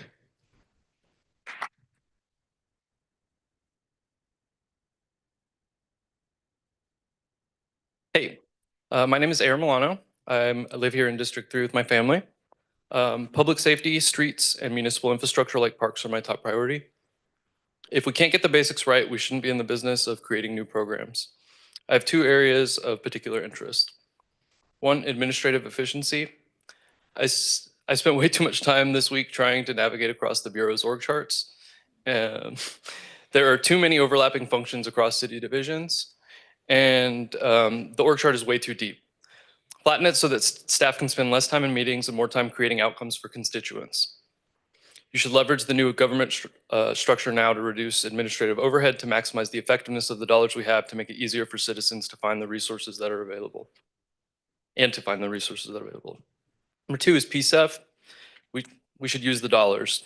During this budget crisis, it is not prudent to spend hundreds of millions of dollars on new programs like a $20 million e-bike program.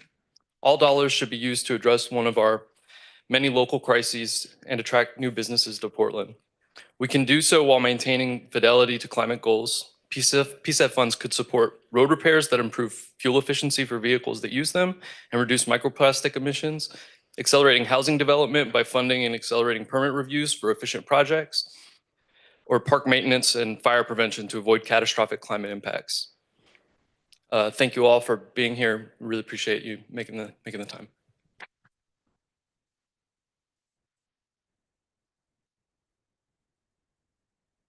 Jill McCutcheon?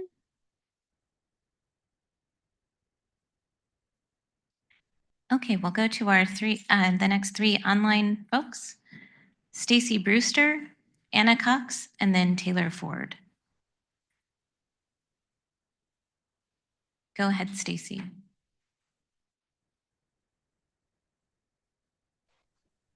Hey there, can you hear me? Yes. Hi there. Yes. Fellow councilors, fellow mayor.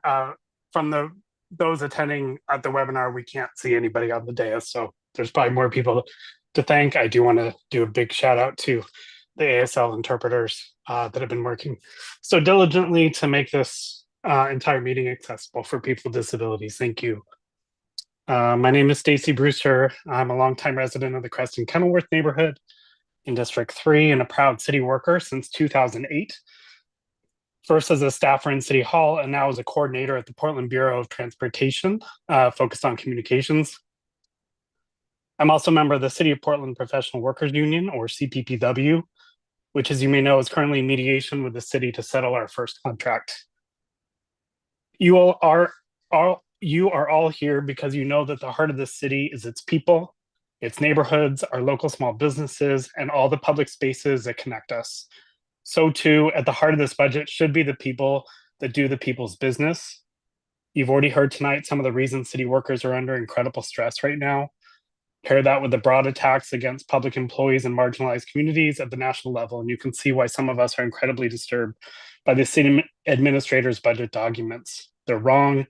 The survey exercise that you were asked to fill out tonight is wrong, presenting these false choices that we have. So just my ask for city council is to please get your bargaining team to settle the CPPW contract and create a people's budget based on the people we serve and the city workers that do the people's business. Thank you.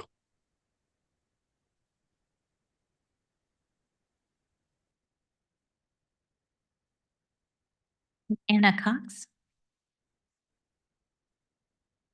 Oh, let's go to Taylor Ford. It looks like Anna put her hand down.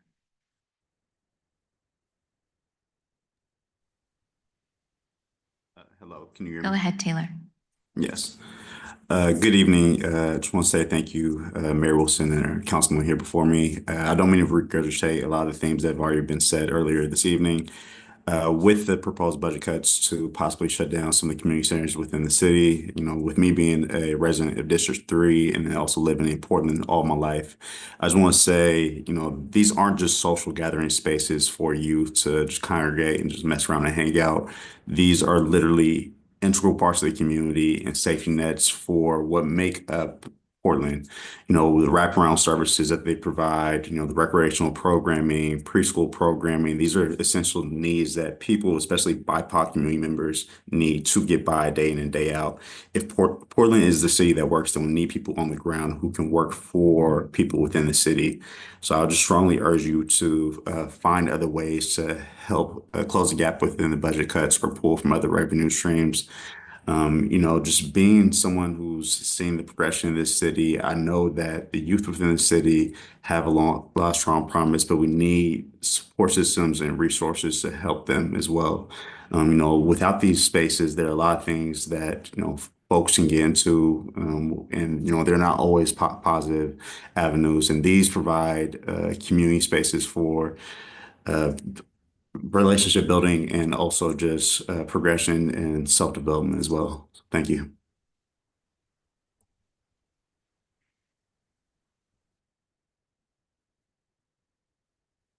And Anna Cox.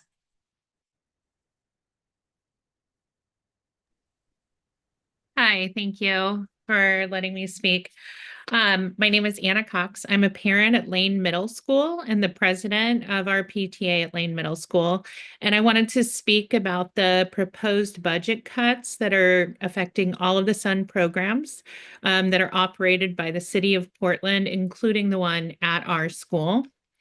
Our SUN program at Lane provides vital services. This includes a food bank and after-school programs that keep our kids engaged, supported, and on track.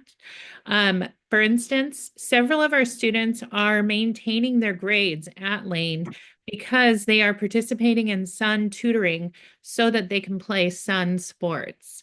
Others are learning activities like acting, sewing, and cooking. Our SUN staff know our students by name. They know what their family lives are like, and they work to provide them resources like clothing, rent assistance, and food. Middle school is such a pivotal time for kids, and without programs like SUN, we know our students will find their own activities that are less safe and healthy. And I think we can all remember what happened during the pandemic when we didn't have a lot of in-school classes. And we had a lot of middle schoolers involved on the news with crimes. So losing our SUN program would be devastating. So is that my time up? Good? Okay. Yes. All right, thanks. Thank you.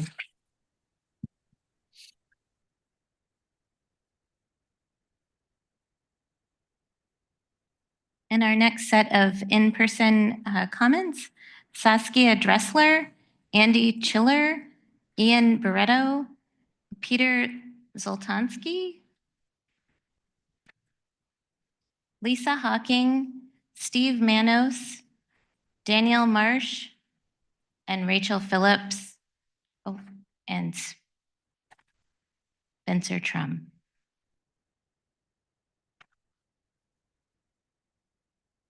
Saskia Dressler, Andy Chiller, and Ian Barretto are first.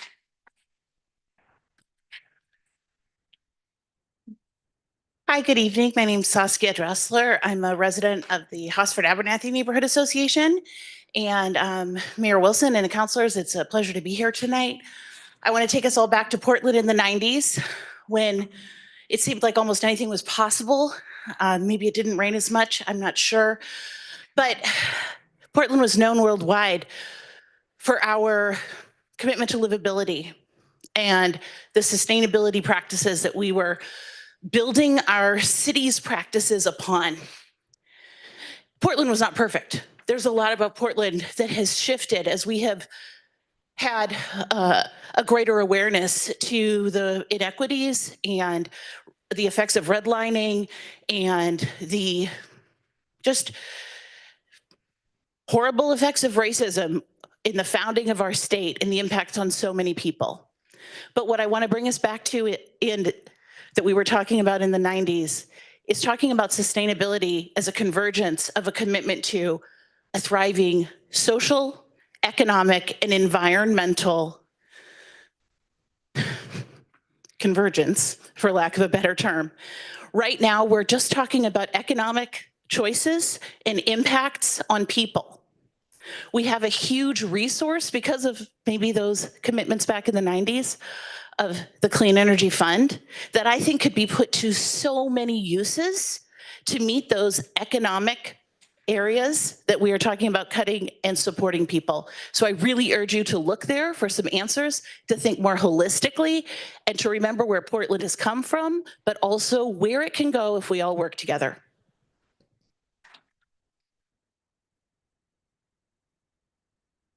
Mayor and councilors, hello, my name is Andy Chiller and I'm a parent of a second grader at Arleta Elementary School in Mount Scott, Arleta.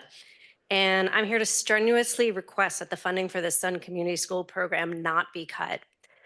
Rather than spending my time talking about how my own child has been greatly enriched by participating in the program, I thought I would use my time. It would be more worthwhile to advocate for the significant number of families in our school for whom the Sun program is not a luxury, but a lifeline, who would not be able to afford the thousands of dollars it costs for after-school care or summer programming, or whose children would not experience the enrichment programs and the academic support that the Sun program provides. Residents of this community, your constituents, have consistently voted for more educational support for our youth, for the additional taxes, for universal pre-K, to the bonds to support PPS. The message is loud and clear. We need to fully fund and support educational opportunities for all Portlanders, and the Sun program is an integral part of that. I don't have time to cite all the studies showing the importance of these type of programs for traditionally underserved populations and the successes they have at improving those outcomes, but I'm begging you to do the research and look into that yourselves before you make these cuts. I don't envy the hard choices you have in this budgetary cycle, but removing funding from programs that support our youth would be extremely short-sighted, and it would be tantamount to stealing from our future to satisfy a short-term goal. Thank you.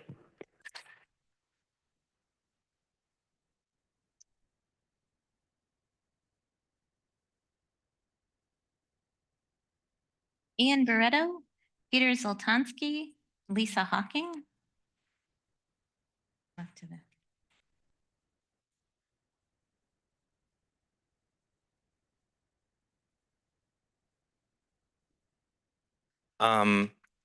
Awesome. Hello, my name is Ian Barretto. I use he or they pronouns. I'm a local resident in District 3, and I'm also the program manager for the Sexual and Gender Minority Youth Resource Center. However, today I'm speaking on my behalf and the behalf of my family. Due to the ending of the Parks Levy and the subsequent cuts to PPR-funded programs and the proposed cuts to the Sun Schools program, the Sexual and Gender Minority Youth Resource Center is currently facing a total loss of funding. This organization has relied on community support for funding for nearly 3 decades, and the only community resource for members of the LGBTQIA2S+ community under 18 years of age in Multnomah County. Over the years, this program has supported thousands of queer young Portlanders, resourced and unhoused. 94% of SMERC-engaged youth report an increase in community engagement, reduction of risk behavior, namely suicidal ideation. This program is really important to our community, and I urge the city to maintain supportive services that enable the life-saving work of supporting young LGBTQIA2S+ folks in our community. Over 40% of unhoused youth in Portland are members of the queer community compared to the roughly 12% of the general population. This is a clear example of how supporting queer youth is supporting some of the most multi-marginalized community members in Portland. It is a point of pride that I live in one of the safest cities to be a member of the LGBTQIA2S+ community. Please uphold this tradition and make sure that the safe spaces for our young queer community members are maintained during a time when so many are being displaced and cast out of other cities across this country.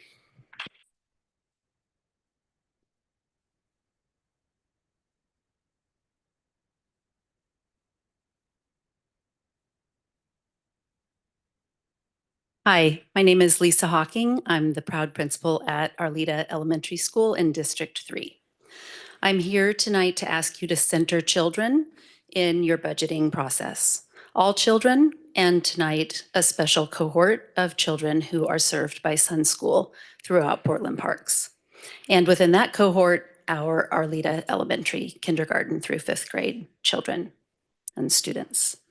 The degree of specificity combined with the amount of love that you hear in the words of our Arleta petition, written by Arleta parents with years of connection to Sun programming and staff at Arleta, is only possible after many, many positive, meaningful experiences.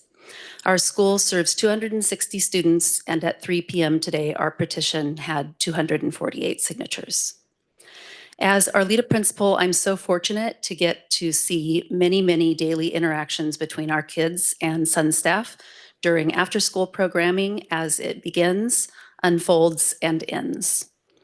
Students talking about their school day together and having snack, walking together in small groups to their classes, gathered around a table with their staff member looking at their in-process project during photography class, rushing to pick parents, students, Sun, and Arleta staff all working on agreements together with the student, parents rushing to pick their child up in a hurry with stress on their faces in one direction, then relaxed and smiling as they walk the same path the other direction past my office window to head home together. Our students bring so much love, so much effort, so much hope, and they carry a lot of weight on their shoulders these days as they work hard to learn, grow, and succeed during these complex times. I know you face hard choices in deciding what to cut in order to make your budget work, but please find something other than our precious children who are already working so hard to learn, grow, and succeed during these complex times. Thank you.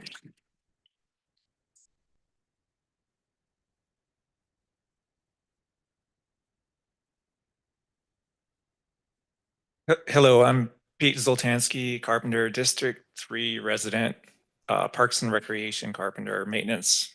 And yeah, I just wanted to say that the other day I was doing a concrete installation at one of the community centers, and I rolled up and there was quite a bit of trash in the roadway in front of the community center. And, you know, people were just driving around it and everything. And I saw it and I'm like, well, you know, all right, I got some trash cans and brooms, and it was a lot of traffic and everything. And I asked one of my coworkers, Jane, to assist. And, you know, she's like, yeah, I'll do it. So we got out there, we had our safety gear on and stuff. And there were people from businesses, residents, or whatever already picking it up. And they were actually fairly happy to see people with trash cans and safety gear show up and like get stuff done. And we didn't have meetings about it or whatever. We just like made it happen. And I found out after that my coworker is one of the people that's on the cut list, and, you know, super highly skilled horticulturalist, arborist, all of it. And I wanted to say too, another thing I remember, the community centers, it's parks and recreation, not parks or recreation.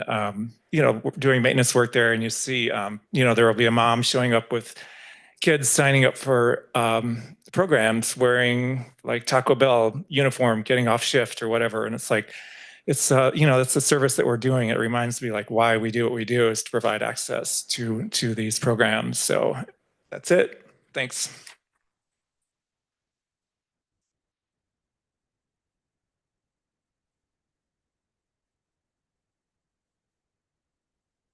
Steve Manos, Daniel March, and Rachel Phillips, and Spencer Trum.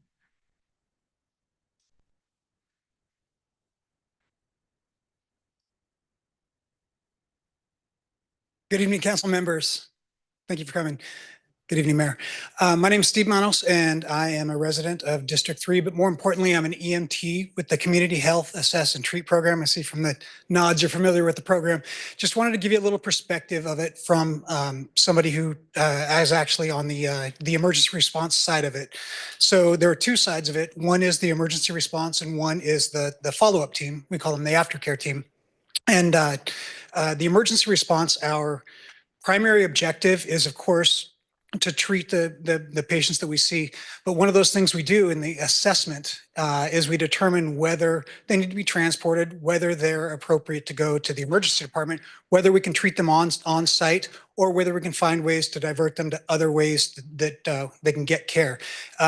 Just yesterday, we had an instance where we were able to divert somebody who otherwise would have ridden an ambulance and gone to an emergency department just because they needed medication at their care facility. We know that saved the public probably a few $1,000s at least with that one call alone, and that happens every day. So wanted to give you an idea of what happens there. Also, we do, when we make first contact with citizens, we a lot of times give them, transfer them over to the aftercare side where they can have access then to the services that Portland offers as well. Thank you for your time.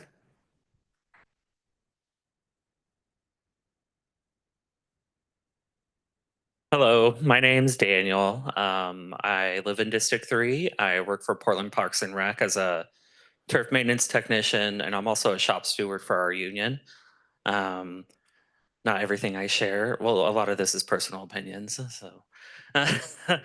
I think we have the best council members here. It's in number 3. I love you all. You're so great. Thank you.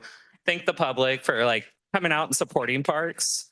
Like we do feel the love and it's so great as well. Sun School seems like an obvious, like why would we get rid of that? And I love the Arleta Triangle and all the plaza things that we do. I'm not happy with how things have been presented to parks and the employees. It kind of seems like we're trying to get pitted against each other and say take the cut somewhere else. I would encourage our council members to reach out to the unions and maybe ask if you can attend our meetings. I know you have a very busy schedule, but we would love to see you all because we are the people on the ground. And please hurry up and get CPPW their contract. I can't be a union member and not stick up for those people. Thank you.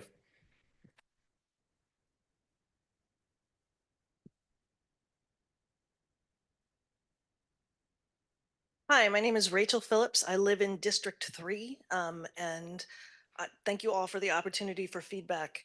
I am a criminal defense attorney. I was a public defender in downtown Portland for 8.5 years, and now I am in private practice. I represent criminal defendants and crime victims. And I want to talk about the part of the budget where I think you can slash more.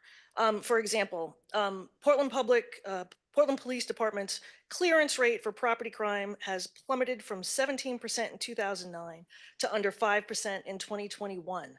I don't know any other job or line of work where you can have that kind of a lack of results and not only demand more money to your budget every year, but get it. What are we doing? Not to mention the fact that we are constantly paying out for unlawful use of force. The most recent was $938,000. If they are so short-staffed, what are they doing showing up in uniform to intimidate council members? Furthermore, since January, there's a January 31st report, crime is trending down. It's trending down. So why do we need more police? I urge you, invest in the programs that keep people out of the criminal justice system in the first place. Thank you so much for your time.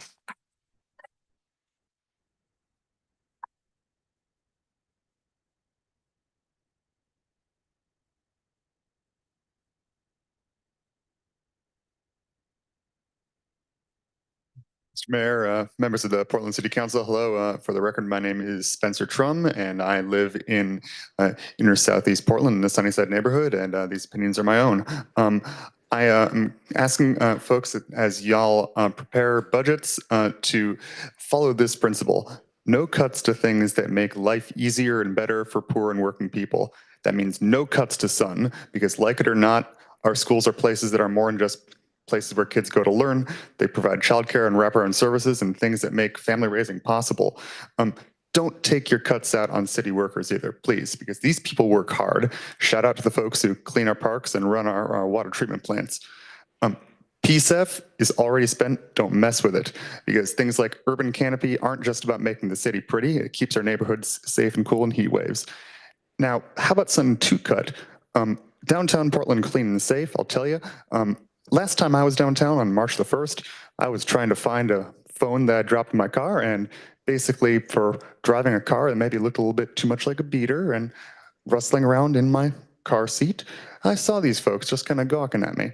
And I thought, well, come on, do I not have the right to park near a Nordstrom just because my car's kind of ugly? Sorry.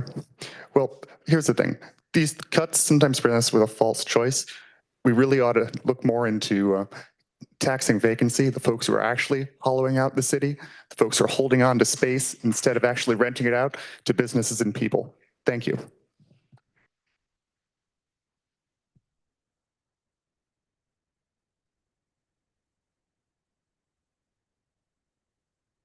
Now we'll take our next online comments, Naomi and Sarah.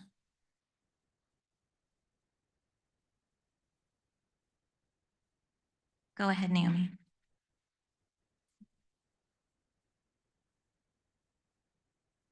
I think you're muted. I'm just listening. Oh, okay. Go ahead, Sarah.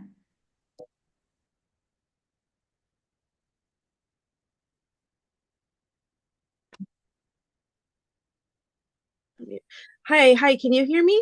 Yes. We're all good? Okay. Hi, I'm Sarah Chellis, and I grew up and live in North Portland, and I work for Portland Parks as an adaptive inclusive recreation aide and social emotional support. Currently, I'm at Sitten Elementary School, but also sometimes work at Charles Jordan Community Center. We basically go where we're needed. What I do is essentially provide support so that students of all abilities are able to access all parks programs without discrimination. I do a lot of emotion regulation support. These kids really need it.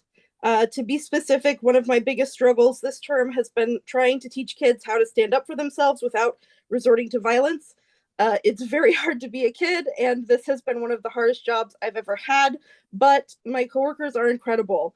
Together, we feed and clothe our students, provide engaging activities that challenge kids in fun ways and safe ways, provide a safe space for kids to grow emotionally and socially, help kids with their homework, provide support for learning conflict resolution skills, provide emotional support for kids going through difficult hardships, provide care and supervision so parents can work, feed families in the neighborhood in partnership with the Oregon Food Bank, connect families with resources they might need to thrive in our community.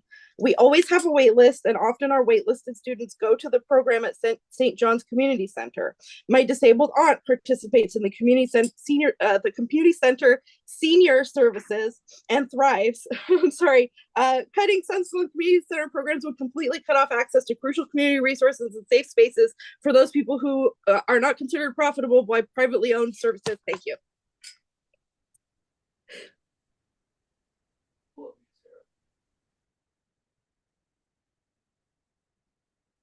And with no more raised hands online, we'll take the next set of 9 in the room. Michelle Levine, Husseini Laiji, and I apologize for that pronunciation. That was her. Sarah just spoke, yeah.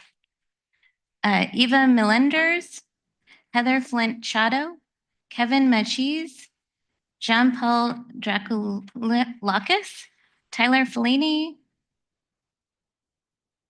Marianne Tybalt, and Elizabeth Dorr.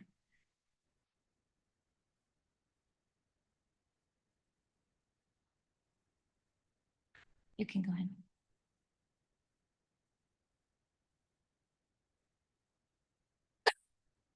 Thank you, Mayor Wilson and councilors, for the opportunity to participate in this public forum. I am Michelle Lavinia, a city employee and a nurse with the Portland Fire and Rescue Chat Program. I recognize that you're faced with very difficult decisions, and I really appreciate the opportunity to share my thoughts. The Community Health Assess and Treat program was created to meet this community's need to send the right responder to the surging, non-urgent 911 calls and overdose calls. It was also created to be an efficiency for this city's public safety service area and EMS system. It is more cost-effective to send a 2-person response unit to non-urgent medical calls at the 911 period. And at the 911 call, chat teams provide real access to life-saving medication for opioid use disorder, also known as buprenorphine and Suboxone. Evidence-based medical science proves that individuals who start taking this medication are less likely to die from overdose. Our team provides this medication and connects individuals to real linkages with treatment and shelter. We also follow up with individuals the next day to build trust and keep people connected to services and improve overall health and wellness. With potential federal cuts to Medicaid, a program like CHAT will be essential to connect community members to much-needed services rather than leaving them sit in their local emergency room for hours and hours without real connections to the right services. Chat works behind the scenes with all public safety service area bureaus and programs to make real differences for everyone in our community.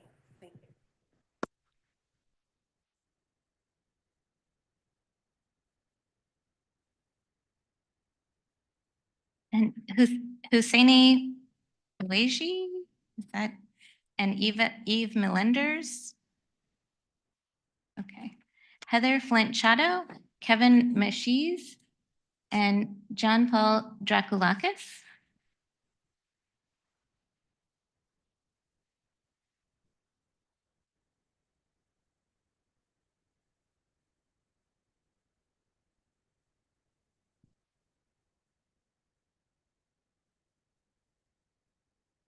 I'm Kevin Matches. I have a proposal to save the city of Portland $2 billion. Imagine for a moment that someone came in and told you that you would need to save $2 billion. What policies come to mind? Perhaps savage cuts to beloved city programs and massive layoffs to city employees. My proposal achieves all of its cost savings without cutting a single program or laying off a single employee.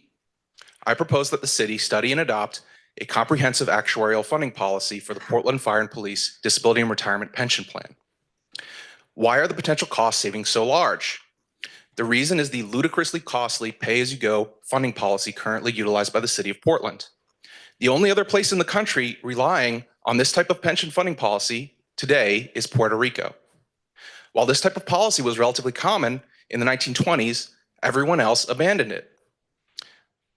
$230 million of property taxes will be consumed by the FPDR Bureau in this budget that we're talking about. That's more money than the entire Portland Fire and Rescue Bureau. It's 1/3 of total property tax revenue collected by the city. Request the actuary provide an analysis of the cost savings of a comprehensive actuarial funding policy. Engage with independent national experts. Appoint an independent citizens commission with a mandate to study Portland FPDR funding policy reform and provide recommendations to council. Direct the city's Office of Government Relations to advocate for access to a state funding source to help address this issue. Thank you.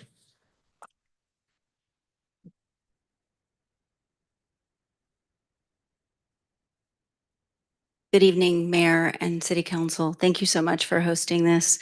My name is Heather Flanchado. I'm an urban planner and environmental designer. I'm testifying on my own behalf. I'm a resident of District 3, and I wanted to advocate for specifically retaining both the PBOT Plaza program and the Safe Blocks program. In addition to things like the Small Grants Program, which supports community coalitions to give grants to small community organizations that do so much of the work that is free labor to the city, that has a multiplier effect like the Safe Blocks program and the PBOT Plaza program. These things give back so much more to the city than they cost through free labor of community members dedicating their time, their expertise, and their professional services. And so I want to just encourage that we may be asking the wrong questions. We are asking community members to sort of choose which of their children they would like to give up. These are all essential services. And so I think you've heard from many, many people that they would like you to not cut massive programs, but to make smaller incremental changes, not to use the hatchet or the chainsaw, but to use the scalpel. These programs give back so much more for safety and community placemaking, economic vitality, and social uplift in a time that we need them most. So I really want to encourage you to keep those small grant programs, the PBOT Plaza program and the Safe Blocks program. Thank you so much. Hello. What up, City Council? I'm John Paul, District 3 in Sunnyside neighborhood. I moved up to Portland in 2023, and the big things that really brought me to the city were the investments in the community. Things like bikeable neighborhoods and walkable areas, public transportation in the plazas. And it's drive towards a clean future. So when you strip away things like that, if you're looking at stripping away those options and those investments, you're taking away realistically the parts of Portland that attract people, the parts of Portland that bring in people that want to be part of this community versus, if you're giving $300 million to police and allowing unlimited overtime versus capping that, you really got to think, where can we cut in other areas versus where can we cut, for the people that are coming in, for the people that live here, the people that have, afternoons to go and enjoy a walk in the park or to ride their bike to the grocery store instead of driving a car, to save money on road maintenance and things like that by investing in public transportation. So please protect the Clean Energy Fund. Please fund parks, after school programs, the SUN program, all of that. That's very vital for the community.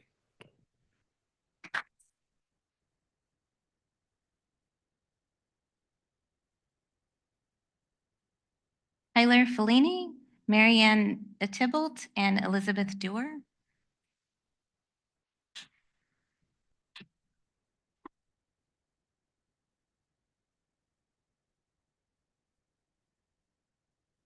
Good evening, everyone. So I've had the pleasure of reaching out to all of you in my role as the director at Portland Tops of Justice, but I'm here today as a resident and renter in District 3. Police don't make safe communities. Services make safe communities. Support PBOT's efforts to develop public plazas to give people spaces to gather. Expand the city's greenways and connect existing corridors so cyclists can safely navigate the roads and Portlanders can be less reliant on cars. Keep Parks and Recs and Vibrant Communities program funding intact so that Portlanders can win back the families who are leaving the city and keep the families that are still here. Expand PSR as a crucial piece of the kind of wraparound services that are proven to help get people off the streets. Have an honest conversation about PPP's funding. Ask if any other bureau would be able to get away with having their staff intimidate city councilors at public meetings. Ask if any other bureau's staff would be able to act with the kind of impunity PPP officers seem to think they're entitled to. Ask if any other bureau would be given such a massive amount of the city's budget despite a history of hostility towards so many of the city's residents that unfortunately continues to this day. When you're looking for where to cut, don't cut the kinds of services that will help rebuild Portland's not so distant reputation as a thriving example of progressive urban living. Thanks.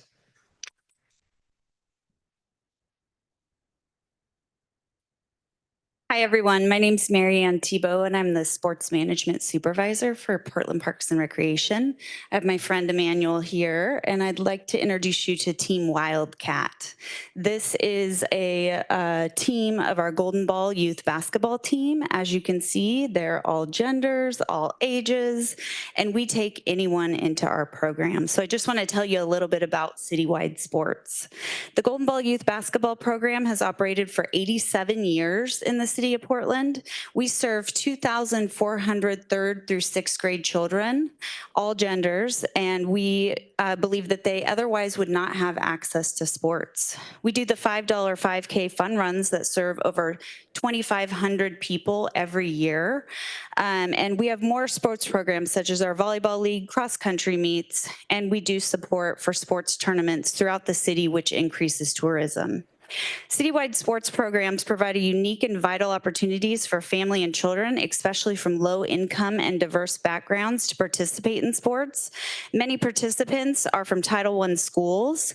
Citywide sports is a critical resource for youth who do not have access to competitive sports elsewhere. At its core, we reflect our city's commitment to equity, inclusion, and ensuring that everyone, regardless of race, ethnicity, socioeconomic background, has access to sports opportunity. Youth sports provides more than just physical activity. I'm asking you to let Team Wildcat play.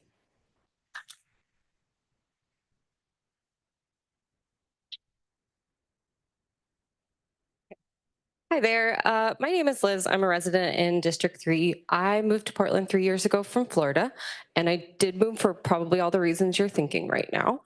I wanted to live somewhere that aligned with my values, and one of those examples would be biking to work today. No one tried to run me over with their car. It was really nice.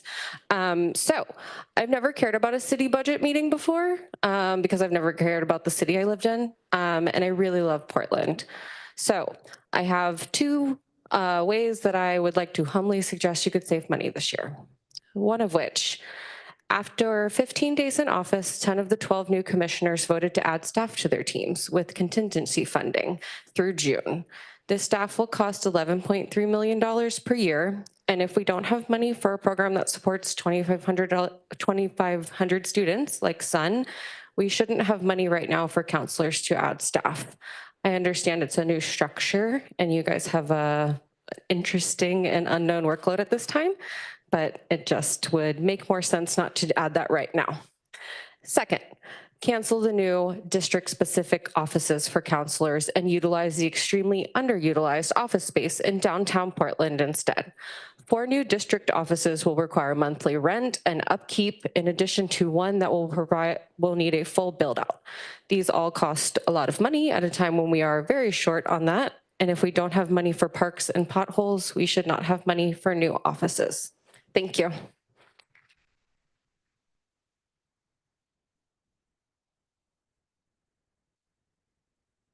So we'll do one more call for Jill McCutcheon, Husseini Luigi, and Eve Nalinders, and then Robert Clisby.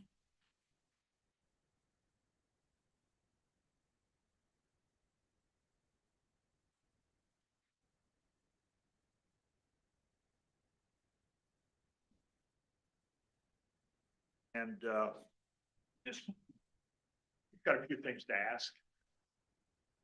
Oh, okay. Okay, I just got a few things to ask. I want to know why do we need to cut the parks and rec centers? Want to know, when you gentlemen and ladies are here at these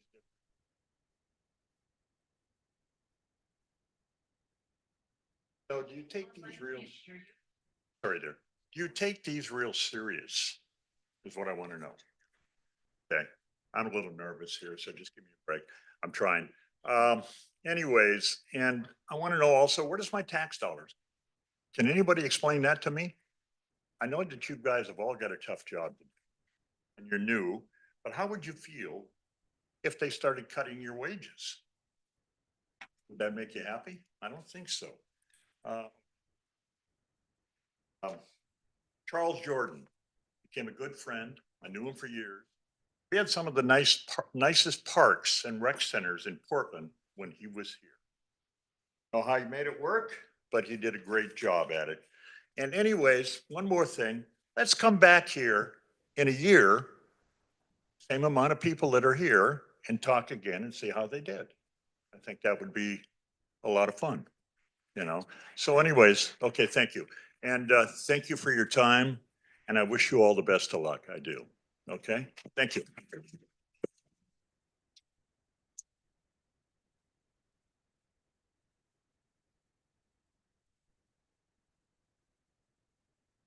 So that's all the folks we have signed up for in the room public comment, and I don't see any more raised hands online. We do have a few minutes left. If there's anybody in the room that would like to provide 90 seconds of public comment, we could take 2 to 3 people if you want to.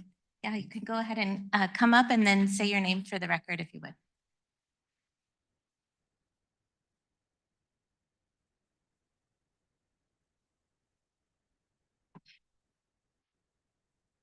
Good evening, counselors, mayor. My name is Jessie Connor. I use she, her pronouns. I'm a CPPW staff at the Portland Housing Bureau. I've been there for 8 years. I definitely don't envy you this budget cycle. And I think you have some incredibly difficult choices to make. I think what I would offer is to try to center what we know are the city's established values, vision, and goals around anti-displacement, fiscal transparency, housing stabilization, and hopefully lead with our values when you all are making your very tough choices. And at most, centering those communities that would be most harmed by deficiencies in any of our budgeting programs. Thank you. Oh, and I would love a CPPW union contract too, please.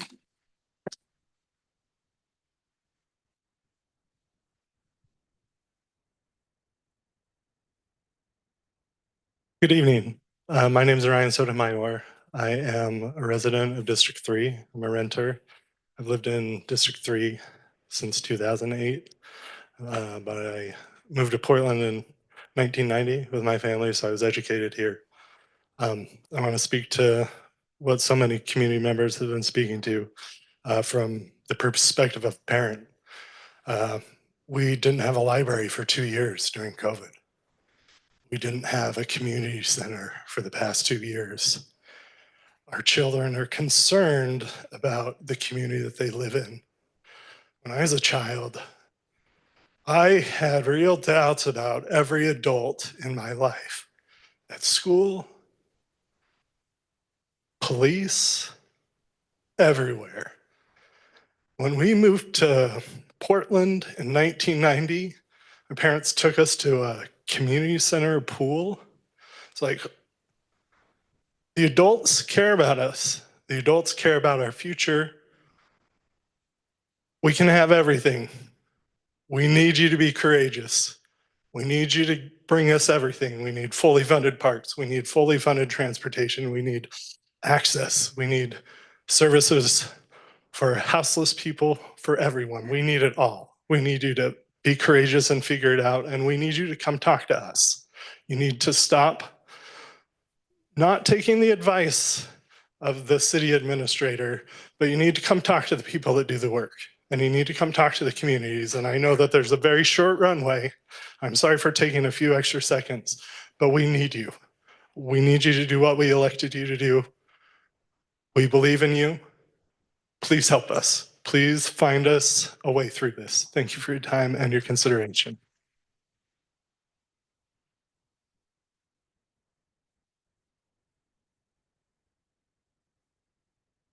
Good afternoon. Thank you so much for your time. My name is Lorena, or Lorena, if you can roll your R's. I am recent new homeowner who just moved from Clackamas County to Portland. I moved here for the buses and the public transportation and the ability to actually ride a bike. That's something I love. As someone who was raised in a low-income community, my mom in California, even like my mom depended on community centers and community programs, and I do not envy your position right now and how you have to make these tough choices. And I do offer as much sympathy as I can in regards to that.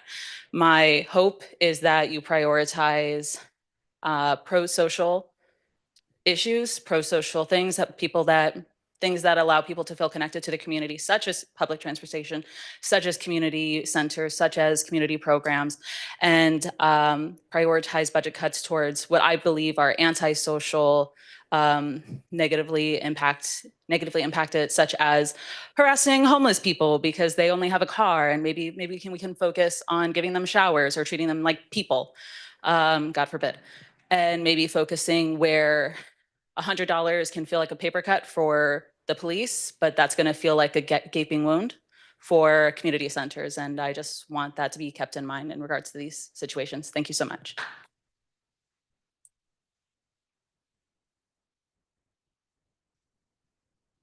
Good evening, councilors and mayor. My name is Naomi Lakai, and I am born and bred from Portland, and I was really compelled to come here today because of the risk of the city cutting down on 3 of our community centers. And I went to a K-8 school called Vestal, which is up the street from Montavilla. And as you know, a lot of our PPS schools are very severely underfunded. And Montavilla was definitely a safe haven for myself and my 2 siblings. My mother was a single mother, and she did the best that she could with working long hours at the retirement home. And if anything, relied on the community center for us to stay there a little after hours, as well as we were we also benefited from the summer lunch program, as well as teen nights, and just a lot of community building that is actually present at that community center. So I'm urging you all to please not remove these community centers because they're very integral to us. Because the Portland that I grew up in, I'm 27 now, but the Portland that I grew up in then versus now is rapidly changed. So especially given the fact that 82nd is a trafficking hub. So especially for our kids, so to make sure that we could have Montevilla, to have Montevilla still available is very integral to keep us out of trouble. Thank you.